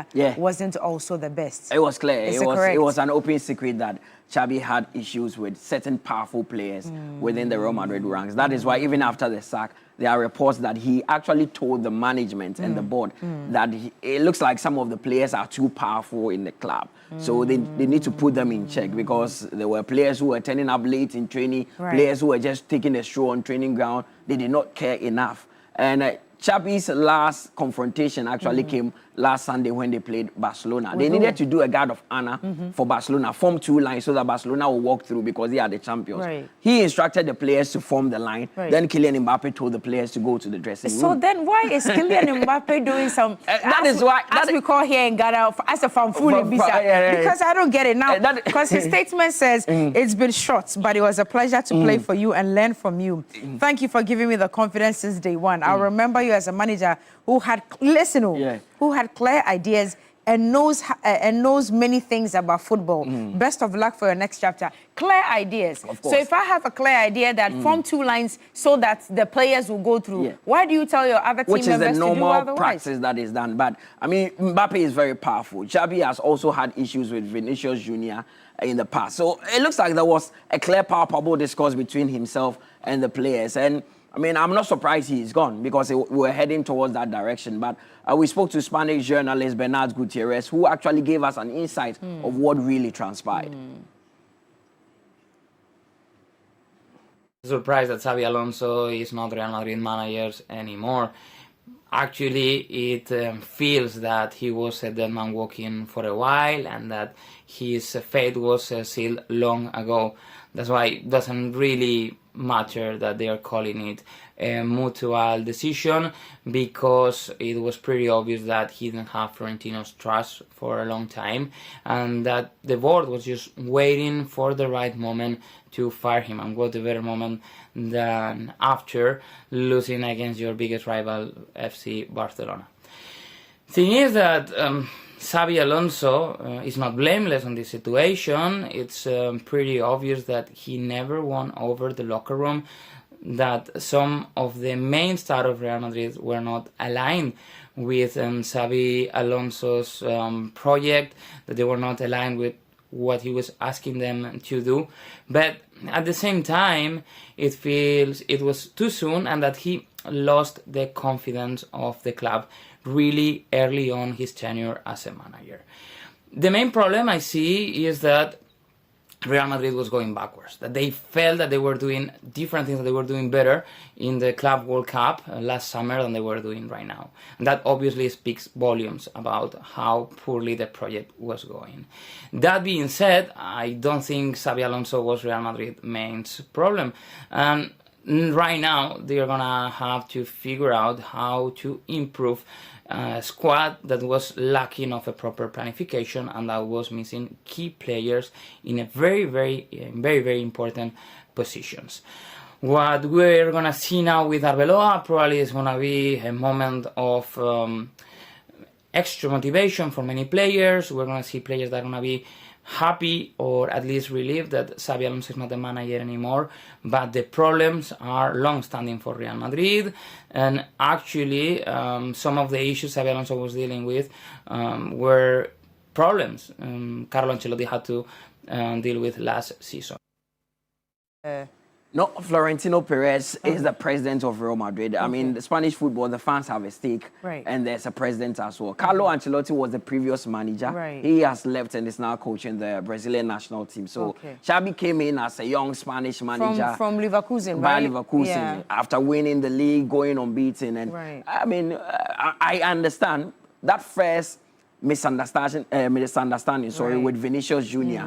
gave us a hint that he was heading for a total car crash. Because and like the Spanish journalist said, he never had a headway in the law. Because they are so, you know, footballers have ego, not just footballers. Kaka kraba hua, yeah, Drake kraba. Said they would be 1 million. So footballers have ego. Once you bruise your ego, they can turn against you. And we sack managers, we don't sack players because they can have long contracts and can still be there without even playing football. It's sad that he's gone. Just 44, but I'm sure with his CV, the current CV that he has, he can find another big club. Maybe Manchester United and all that. I hope so. And I needed more education, yes. So these are his numbers, these are his records. He came last year, that is 2025. Only 2025.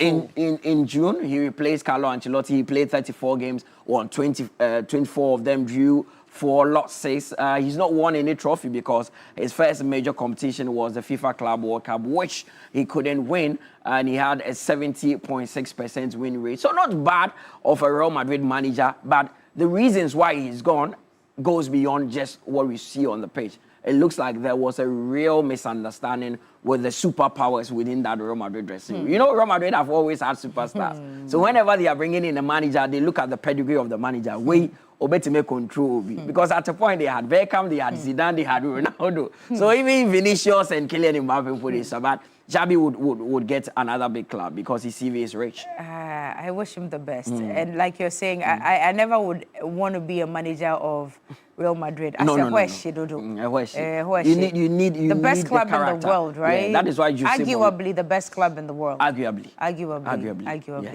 Anyway, let's move on to winning ways. And in the last few days, Antoine Semenyo and Man City. I couldn't believe it when I saw a whole Man City ways for Antoine Semenyo. Then I said, who's teaching admin how to speak away? And then in the comment section, somebody wrote, did admin really write Weasel? And he came to reply, of course. You know, social media has evolved, and the administrators of these clubs now tap into the cultural experiences of these players. So if a player comes from Congo, maybe they will write a Lingala language just to welcome the player. I mean, Semenyo's ceiling is high. And if you look at the story, he's been through all the rough patches as far as football is concerned. He's been rejected several times by clubs, went on trial, had to give up on football, stay home for 2 years because he felt it wasn't going anywhere. Then someone convinced him to get back. Charlie, prayer works. Prayer works. God. He's been praying. Of course. I saw him in one of the videos where before a match he was praying with his pastor. I was like, wow, this boy, though. Charlie, prayer works, but it's hard work. Of course, and he's worked hard as well. Very hard working. He's a proper Premier League player. If you look at him, he's every manager's dream. Very direct, goals on, scores, goals and all that. He made his debut for Manchester City after completing that 60 million move. He scored against Exeter and also gave an assist. The FA Cup, right? Yeah. Did they really score 10 goals? They scored 10. 10 goals. And he contributed to that. Yeah, he scored 1. And then there was an assist. Of course. Charlie, the guy and tonight they have a game against Newcastle. So their manager is 7 p.m. And then they're coming. And they're Don't do that. Please, I beg you. Pep Guardiola, the manager of Manchester City, has been waxing lyrical about Semenyo. He believes that Semenyo can go on and do greater things with Man City. The impression is what they have done in Bournemouth for many, many years. Is apparently, I'm pretty sure that is a really nice guy. And in few actions, he showed what he showed in Bournemouth and hopefully can continue to do here.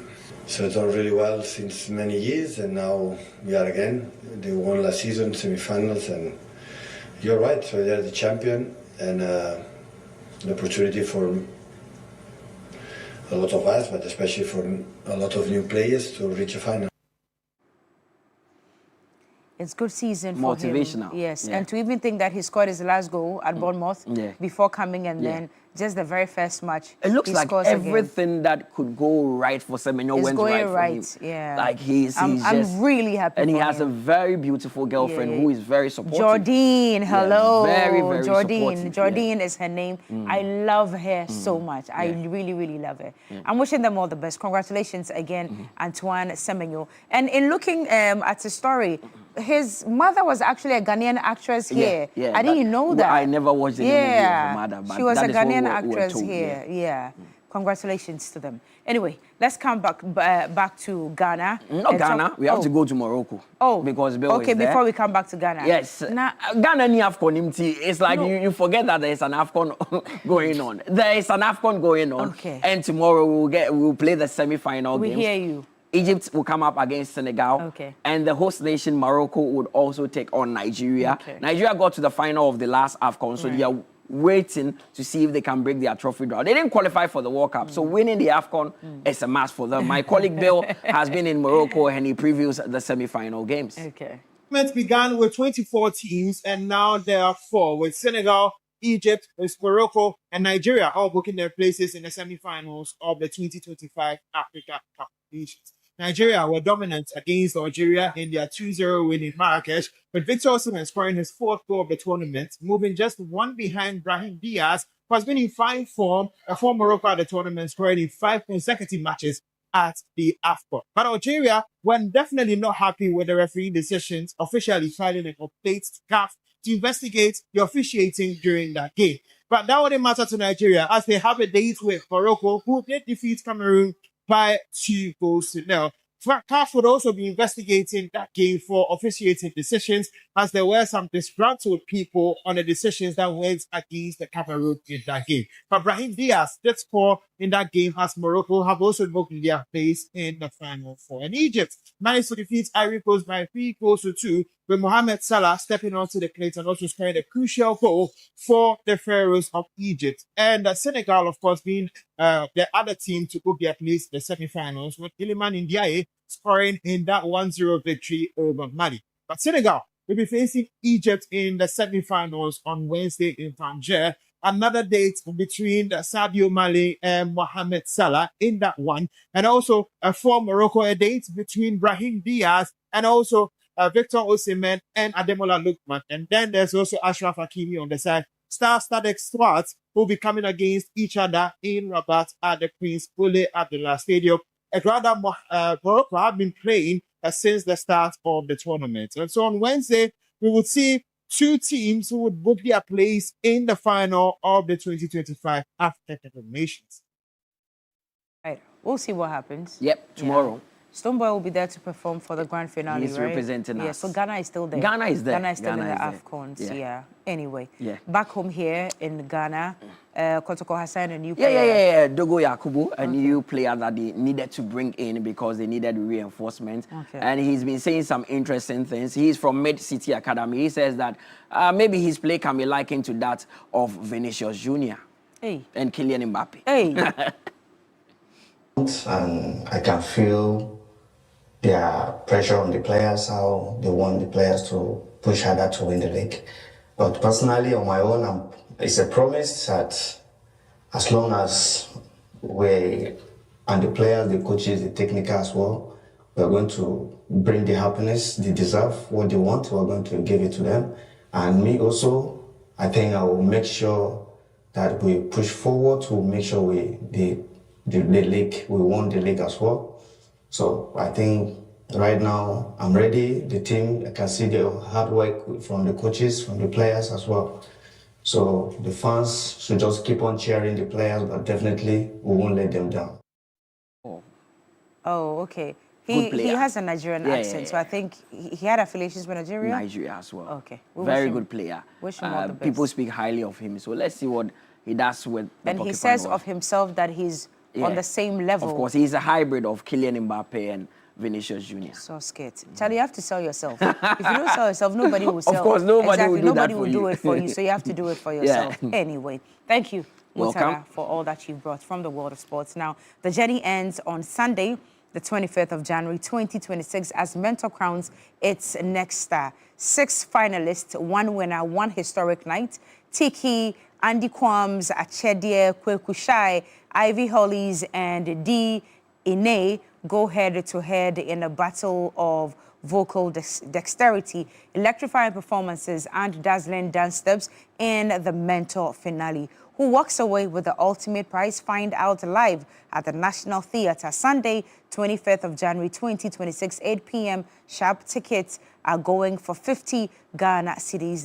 The stage is set, the votes and performances will decide it all. To push your favorite contestant to the grand prize, dial *713*13# or download the MG Reality app. Vote now and keep the dream alive. Be there at the National Theatre and cheer your contestant to victory. It will be a very exciting experience. See you there on the 25th of January 2025. Now, also, if you've got a gifted child at home, this is your moment. Talented Kids Season 17 auditions are officially open.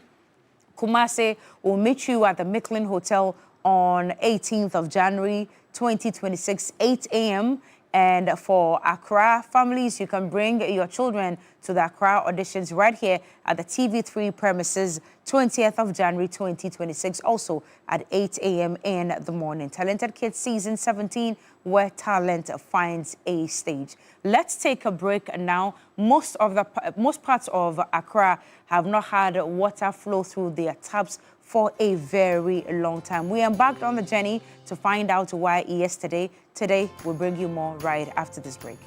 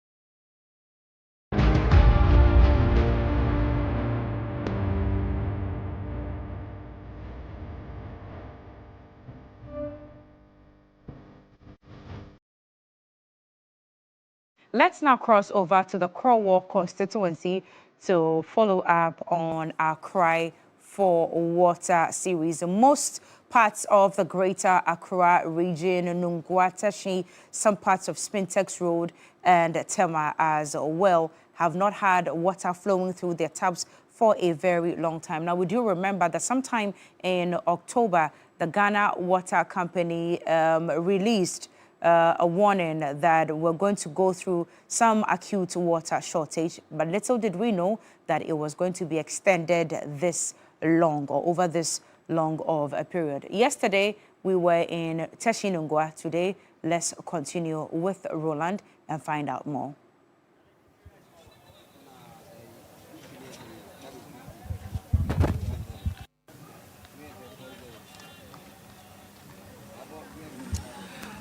Following the interaction that we had at the Lejokuku Assembly, we decided also within that municipality come to the adjoining one, which is Crowell. And Crowell is encompassing not only Nungwa, but a number of communities adjoining it as part of the overall geographical area for the Crowell Municipal Assembly. Importantly, we would also want to gauge whether the water situation is a bit better Lojokuku. It's important for us to situate the conversation. There's a desalination plant that had been constructed, had been working for a number of years now, serving not only Crowell, that would be Nungwa, as well as Teshi, that would be Lojokuku as well, and the other environs or communities that are beneficiaries, but has not been working for a number of months now. Our checks already indicating that they haven't worked at the desalination plant, or the plant itself hasn't been very functional since the month of October 2025. So we're here to speak to the residents, get to gauge their mood, get to know what they think about their water situation, what their own life experiences are, and what they think could be done to improve the situation. In the meantime, we're just close to the Nungwa market, and you'll find that according to the 2021 population and houses census, this assembly or the municipal area is supposed to have a population around in excess 141,000. It means that the population has increased some 5 years on.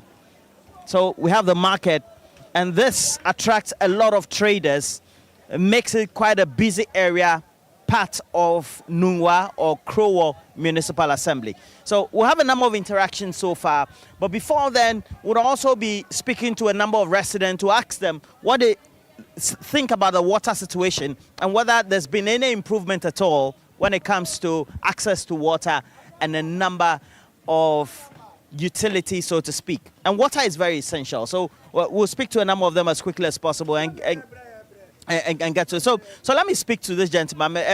My patron, you're TV3. Your Frau saying. Your family Mosiah. Mosiah. That's saying. What's the water situation like? And run near war. Tashi no insuno massa into what's the water situation in Nungwa? What can you do? Now, bet me a catch there. Insuno who are them pa? Say every Thursday be an about one. And look at Banas one moon tema. Eka krebi ana twatwa so agi said next week ansa na abanti so ne ye wo problem pa ye bre wa pa nti amase se obia to drums any polytank is in fie kakra ba no afele and e beba kura no de beba no grant me mfele wo tank no nti so ne ye bre pa. What's the Amos on? Amos Aye. And so Mr. Aye here is also a resident. Bronobena or Mimi War, your friend is a New Life Orphanage. Okay, so he's around the New Life Orphanage, which is also a suburb of the Crowell Municipal Assembly, Nungwa and its environs. Now he's saying that they haven't had access to water, and he cites the water coming only on Thursdays, and when it comes on Thursdays, it means that if you're not lucky enough to be able to fetch, it also means that you're not going to get access. And they are compelled to buy these gallons. Is it 4 gallons you buy? No, we buy the big one, the alcohol one, the blue the drums, the blue one. The blue one. Normally, alcohol. Okay. And so what to be with? My top is 6. Okay, so he has bought 6. 6? Yes. And now, Ubunsiogum, you fetch water in? Yes. Okay. Yes. So where do you get the water? No, always you throw for the house. Minya of here about a week once. once a week. Normal pipe-borne water? Yes. So, Ghana Water, how much the bills, Bremwana? Eba pa, every month, eba. In Titamen, who notices an emreben and a wankasa eba when you say, insurno massa, send a necessity. Oh, me funny say, Kobe say 4 months. Okay, so that will be from October thereabout. Yes. It's the same reaction we're getting as well. That from October, insurno inshada ma emfie mronupi sana neti. No crepa. Can any net saying before October? Oh, and then na edebia fro ebia omatum kura bia ewie bi no matum enyumo be bie neba. Yensuo dia me fa ne say those days na wo ho, but now the na ye pa, but from October na start sad we. Okay. So unim desalination plant. And I want to Yes. Bina water works plant bina yeah, from sea water. Sea water. Yeah. Na still insurance ba say in chini nimusa. Oh, there be nyane neba, ani de amabium. Sea water ni ati say amabium. Sea water ni ati be to say be 1 year ni say almost is say omu nyusu sea water bium. Nti enya straight from Akosomo. Okay, and cannot see water. Desalination. So you people call it sea water? Yes. Okay, so water from the desalination plant? Yes. Okay, Mosiah. But if there's one thing you want to be done to improve the water situation, speaking the language you're comfortable in, maybe water works for nearby efa munsio. Yeah, so ni dey say I mean van say your pipes bibia your map because of muye road no mo say a problem with pipes no, but o ma wie ni nyina nti enim the reason nti ensuo no ma nti because yeah say ensuo ni dey was eba by enim the reason there ade e ma ma because e bi obak ma ka say pipe bi apai wo baabi ana say bibisa so eni ho because o mu bie Thursday na eba kama. Inti eba ma utimi bu gallons no. Yeah. Drums no. Yes. 6 drums. Yes. So kan hu de obebu. But so what ukwa adwuma de abeba na eden ne yatum.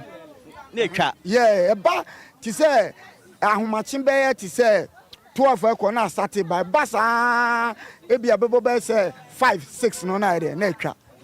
Also in orphanage, he's compelled in his home to buy the drums. You know those blue drums that are used for biogas and distilling alcohol, right?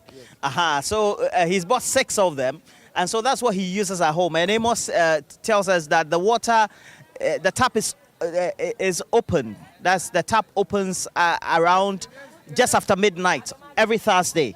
And so if you're not around, you're not going to get access, just in case you're not able to fetch within that time.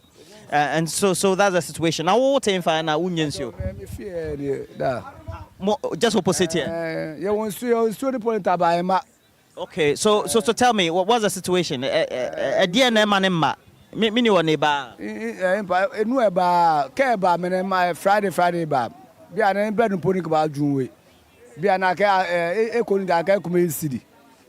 Okay, madam, no akucho ne nyanue eba every Friday. So, allo nukula ba kula keba Friday ba another Friday. Kote hu aka ACD. Eniji yellow gallon kun ACD. Wona eku. O ba pay shi o na eku bo ba pay mpo. E wo ngba wona, e wo nugba wona. Lebina bo de janju ko we. Ojukoye, mini o. Imbenu. Obi Jogbe. Ajomi Joe. Okay, so Joe is just living around here. We'll go to some of the household and then we'll get to interact with her. And Joe says that the water flows only once a week. That will be Friday. So it means that water is rationed in terms of the flow for the communities. And so if you're not able to have enough containers or a storage capacity to be able to store the water, it means that you have to resort to commercial means to purchase water. And he's complaining, you know, the yellow gallons, the oil gallons, what is tagged in our communities in local parlance as the Kufor gallons, one is 8 Ghana cedis.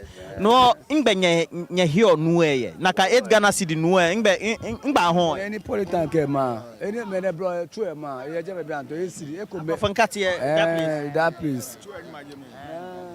No, ahon nu ye jeme. Ahon nu ye jeme. Biane ko bo be jeme. Ka ko ba pay o ba fo ese o se ko be jeme. Nakaona. No, Nube. And so you would want water to come to the community. That would be no. Me akucho ayo ye nungwa mami ni area naka areas from here you go to where? Then from Sokpoti Obaya Mbe. Sanoya nungwa mami. Mami. Fe numbe jeme into enu. Okay, from Mami where do you go? From where else to? Mami, I got to go see what I don't know on Benjamin. Yeah, desalinated water. It's also not available. Okay, so Joe here just lives around, and then what's your name as well? My name is Isaac. Isaac Kudai Afuti. Mr. Afuti, and there's no water for you residents. Where do you live? Or you live in the area? Okay. But what did you come to do? Agbelio, what time do they open the tap for you? Around 4 to 5 in the morning. Maybe dawn. Maybe. Okay. So you have to get up, wake up to. They won't watch a game balloon. Who are when they back at 3 o'clock? Who is name bar? Obanya was starting for. That is once a week. Once a week. Once. So a fair one on. In Lehekumi. Okay. No, me and Nueba owner because me Nuake it's from October. That's when the shortages started being experienced or started being experienced by the residents. Is that the situation? I know quite a community or me. Dile Mokosia. She my name in Jimmy. Ni Ishia, ni Mammy Marcia. I'm a fair, I'm a good West will be here. No, you'll be any. Well, many your polytank, I mean, for I'm a woman, I'm a home. No, I may be le ejo water and sweet, their ham and double bill. So many were used to a I know quite late me. I make me only be coming where I fit on the bed fine. What type of narrative do you think that people are? I'm a for Gallo 7 city. Bona can't make me for left 7 city. She may ya heko. Me ya heko. Me no ni pipe bar. Store. No store. Can I be a coast store? Can buy Jemmy and be a jay. If I feel what Tazimi, Abraham, ye be. Ya can ye mateli. Well, many few polytank can make me hear no woman, na me home, Kaji no baba. Abraham, na me peel. You won't know no jalawa. Bona, she can't none no jalawa. Sure, me, it's okay. No man, fame of Yamonano. So I'm a fame, I believe if you are. She know I face a queen, a boy who will any time I got your baffle. She can't try some. So Auntie is basically saying that in the household they have to depend on water that or tap that gets to be open every Thursday. For her experiences have been around, because of where she's living, around 4 a.m., 3, 4, 5 a.m. the water flows. If you're in a position to store the water, fetch and store, you can use it till the whole week, and the next time when the tap is opened, then you can also fetch, store again, and use for another week. She says that it used to be better, but not the same situation by way of the experiences over the last couple of months. But she believes that everybody who is able to get up and fetch the water will be. Ghana water, I'm a emergency light. So the Ghana water. So she's asking if, let's say, there's any person who witnesses best main pipeline. Who do you call? So I'm telling her you call the emergency lines of the Ghana Water Company. No, Obache Ghana Water, water and sewage. I'm a.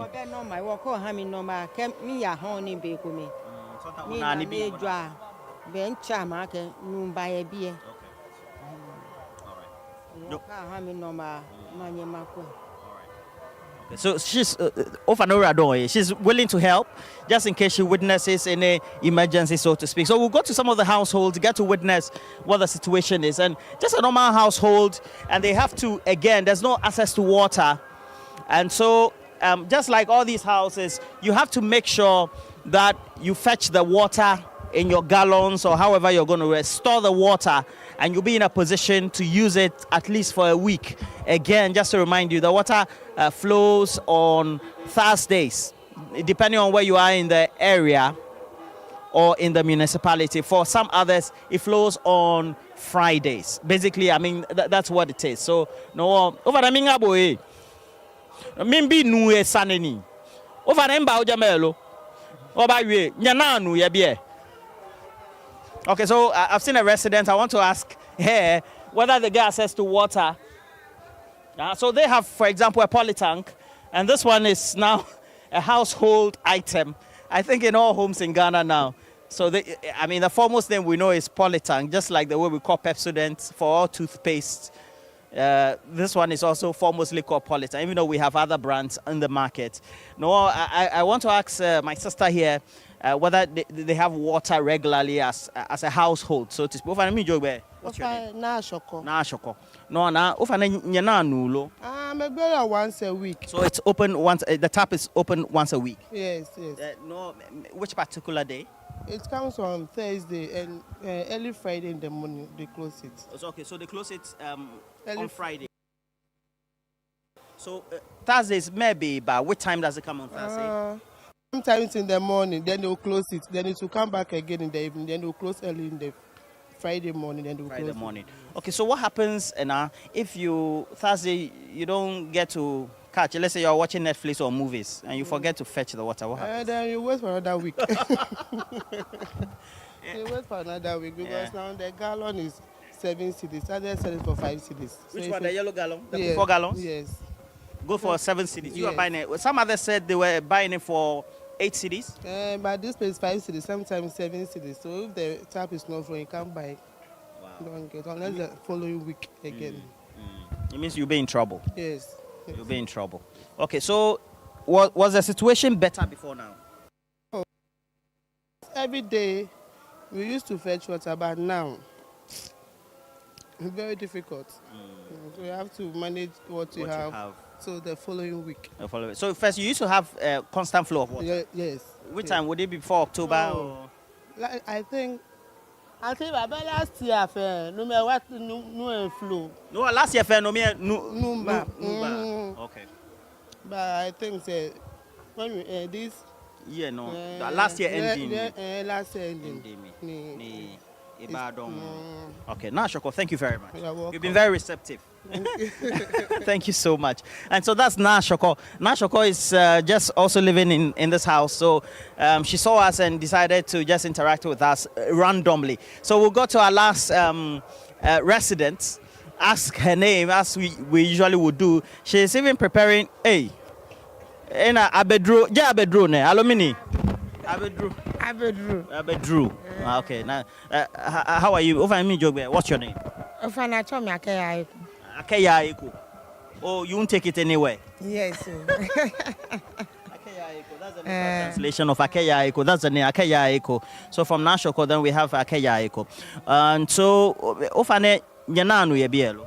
Ofane Nuele Bini Stashko Vienna every Friday in Wanano. She make my car believe Friday, really a short time, no, among me. It was sometimes I make me cry, echo.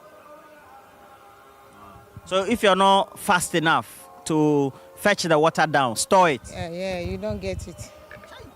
Until the next week. Yes.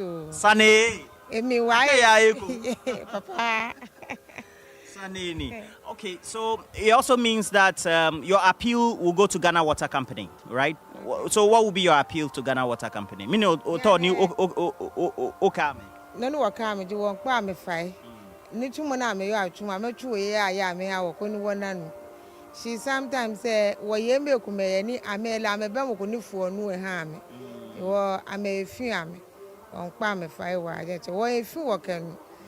In papa ye adua wache ye show na agbe. Ame je 3 weeks na agbe loko down.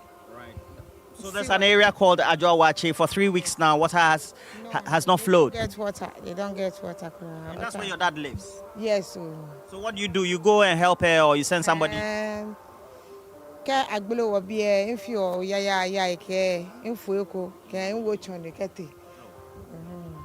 Yeah, for gallon kumie 7 cedi. Keke inketinki ahale. No ye washka wa go for no gallon. That's true. The The water is expensive. Yes. If you don't have constant flow, it also means that water is life. Yes, that's what they say. Akaya. Papa. I love your name. Well, so we've been speaking to Akaya Eko. Use Abedru. Abedru. Is that what you call Abedru? Yes, Abedru. You want to prepare palm nut soup or what? Oh no, lice soup. Lice soup. So you put Abedru inside. Yes. Please invite you. I'll leave my number. Don't worry, I invite you. So that's Akaya Eko. Who's a? Yeah, thank you too. My name is Roland. Roland Walker. Yeah, that's Mr. All right. Roland, thank you very much. Yeah, You are welcome. Okay, thank you. So that's the name. In the Ghana traditional, her traditional name is called Akeya Eko. Translating, you will not take life anywhere, you know. And I really love the name. Okay, Jelem, yeah, this world, we're not going to take anything away, or we're not taking anything away from this world. Literally, that's what it means, Akeya Eko. But for many of the residents we've spoken to, it looks like it's a replication of the distress, not having access like their neighbors, Lejokuku. And the same for most residents in Krowo. Well, the water situation is still inundating them. They would want better access than they're having now, once a week flows, and they would want all of it to be restored like it used to be before October last year. That'll be 2025. Now back to the studio.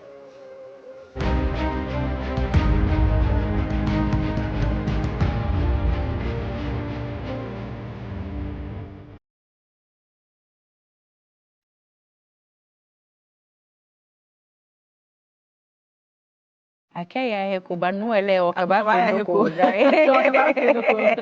I love her name though. Yeah, Akaya Heko, right. Yeah. Anyway, let's get into birthdays quickly before we say goodbye on today's show. Happy birthday going out to William Mesiedu, head Onya News. Willie, happy birthday to you. Moving on to celebrate Maimuna Kasi. You are resident ballet dancer. Uh-huh. Special gift from the Almighty Allah. God bless you. All right, and then Kofi Ochere Dako, KOD, Ghana's KOD, Director of Diaspora and Affairs at the Office of the President. God bless you so much, KOD. Let's also celebrate Jason and Info. May God's love and blessings light your path and guide your steps. Moving on to Naomi Bronija. Happy birthday, beautiful. Pavati Sewa Akoto Chei. Is that correct? Of Mark Ghana is from your loved ones. Okay. Mrs. Lydia Yeboa Ameyao. Happy birthday. Rolex Agbe Miheso. I think Roland mentioned this in the morning. Miheso. Miheso. Anglon constituency. Yeah, Agbe Miheso. Anglon constituency. Happy birthday to you, sir. And then moving on to Mrs. Susanna Saki Apia Medina. Happy birthdays from your husband Joe Apia. And also from Mr. Soa. Let's bring it back. This is a special one for us. Oh, okay. Our mommy is 69 years old. Yes. All right. That's our mommy. She's Okay. 69 years old. It's Okay. a special one for Mr. Soa here All at TV3, especially going out to you, mommy. Happy birthday. Okay. Frederick Owusukumi is from your friends and your family. Savior Selassie Amenyeji. Happy birthdays from Delight here in Accra. Amma Nyamewa, happy birthdays from all your loved ones. Happy birthday, darling. And then moving on to celebrate Clara Sanusi. Best wishes in all your endeavors. Happy birthday, Clara. And Joyce Nana Oyebremang is from your sister Rita Nana Amma. Happy birthday. Abraham Ameyao, enjoy your new chapter in life. It's from Woski. JC from Poma, it's from Johnson of APL. Happy birthday. Vivian MFA Mensa, Volta Regional Office Ho, it's from Joanne. Ethan Eko Shurabua Sechi. Wow. Happy birthday to you, cute one. Is from your grandparents and your siblings. Emmanuel Nyame Adom Apieno. Yeah, happy birthday to you. Patrick of NAP Ashanti Region, coordinator, cheers to greatness from Samira. All right. Is that the last one, guys? All right. All right. Special one going out to my dad as well. What's Happy this picture? birthday. We've done me here, so we have done me here, so yes, we have Anglo Constituency Chairman NDC. Yes, Honorable Miheso. Happy birthday. Miheso, and to my dad as well, Emmanuel Okanse. Daddy-o, I will attack you more. I will attack you more. Enjoy your day. All right. All right, but we still need you to know that our water campaign is ongoing. Continues tomorrow. Yes, water is a very basic need, and we will do all that we can as a media organization to ensure that we hold those who are accountable to us to bring us potable water through our taps. We've been hearing from the Ghana Water Company and also from residents from various communities in Teshi. Today we've heard from Nungwa. We will be coming to your community if you are facing water crisis too. So let us know where you are under our Facebook feed, and we'll visit you soon. All right. Thank you so much for watching our show today. This has been TV3 Newday.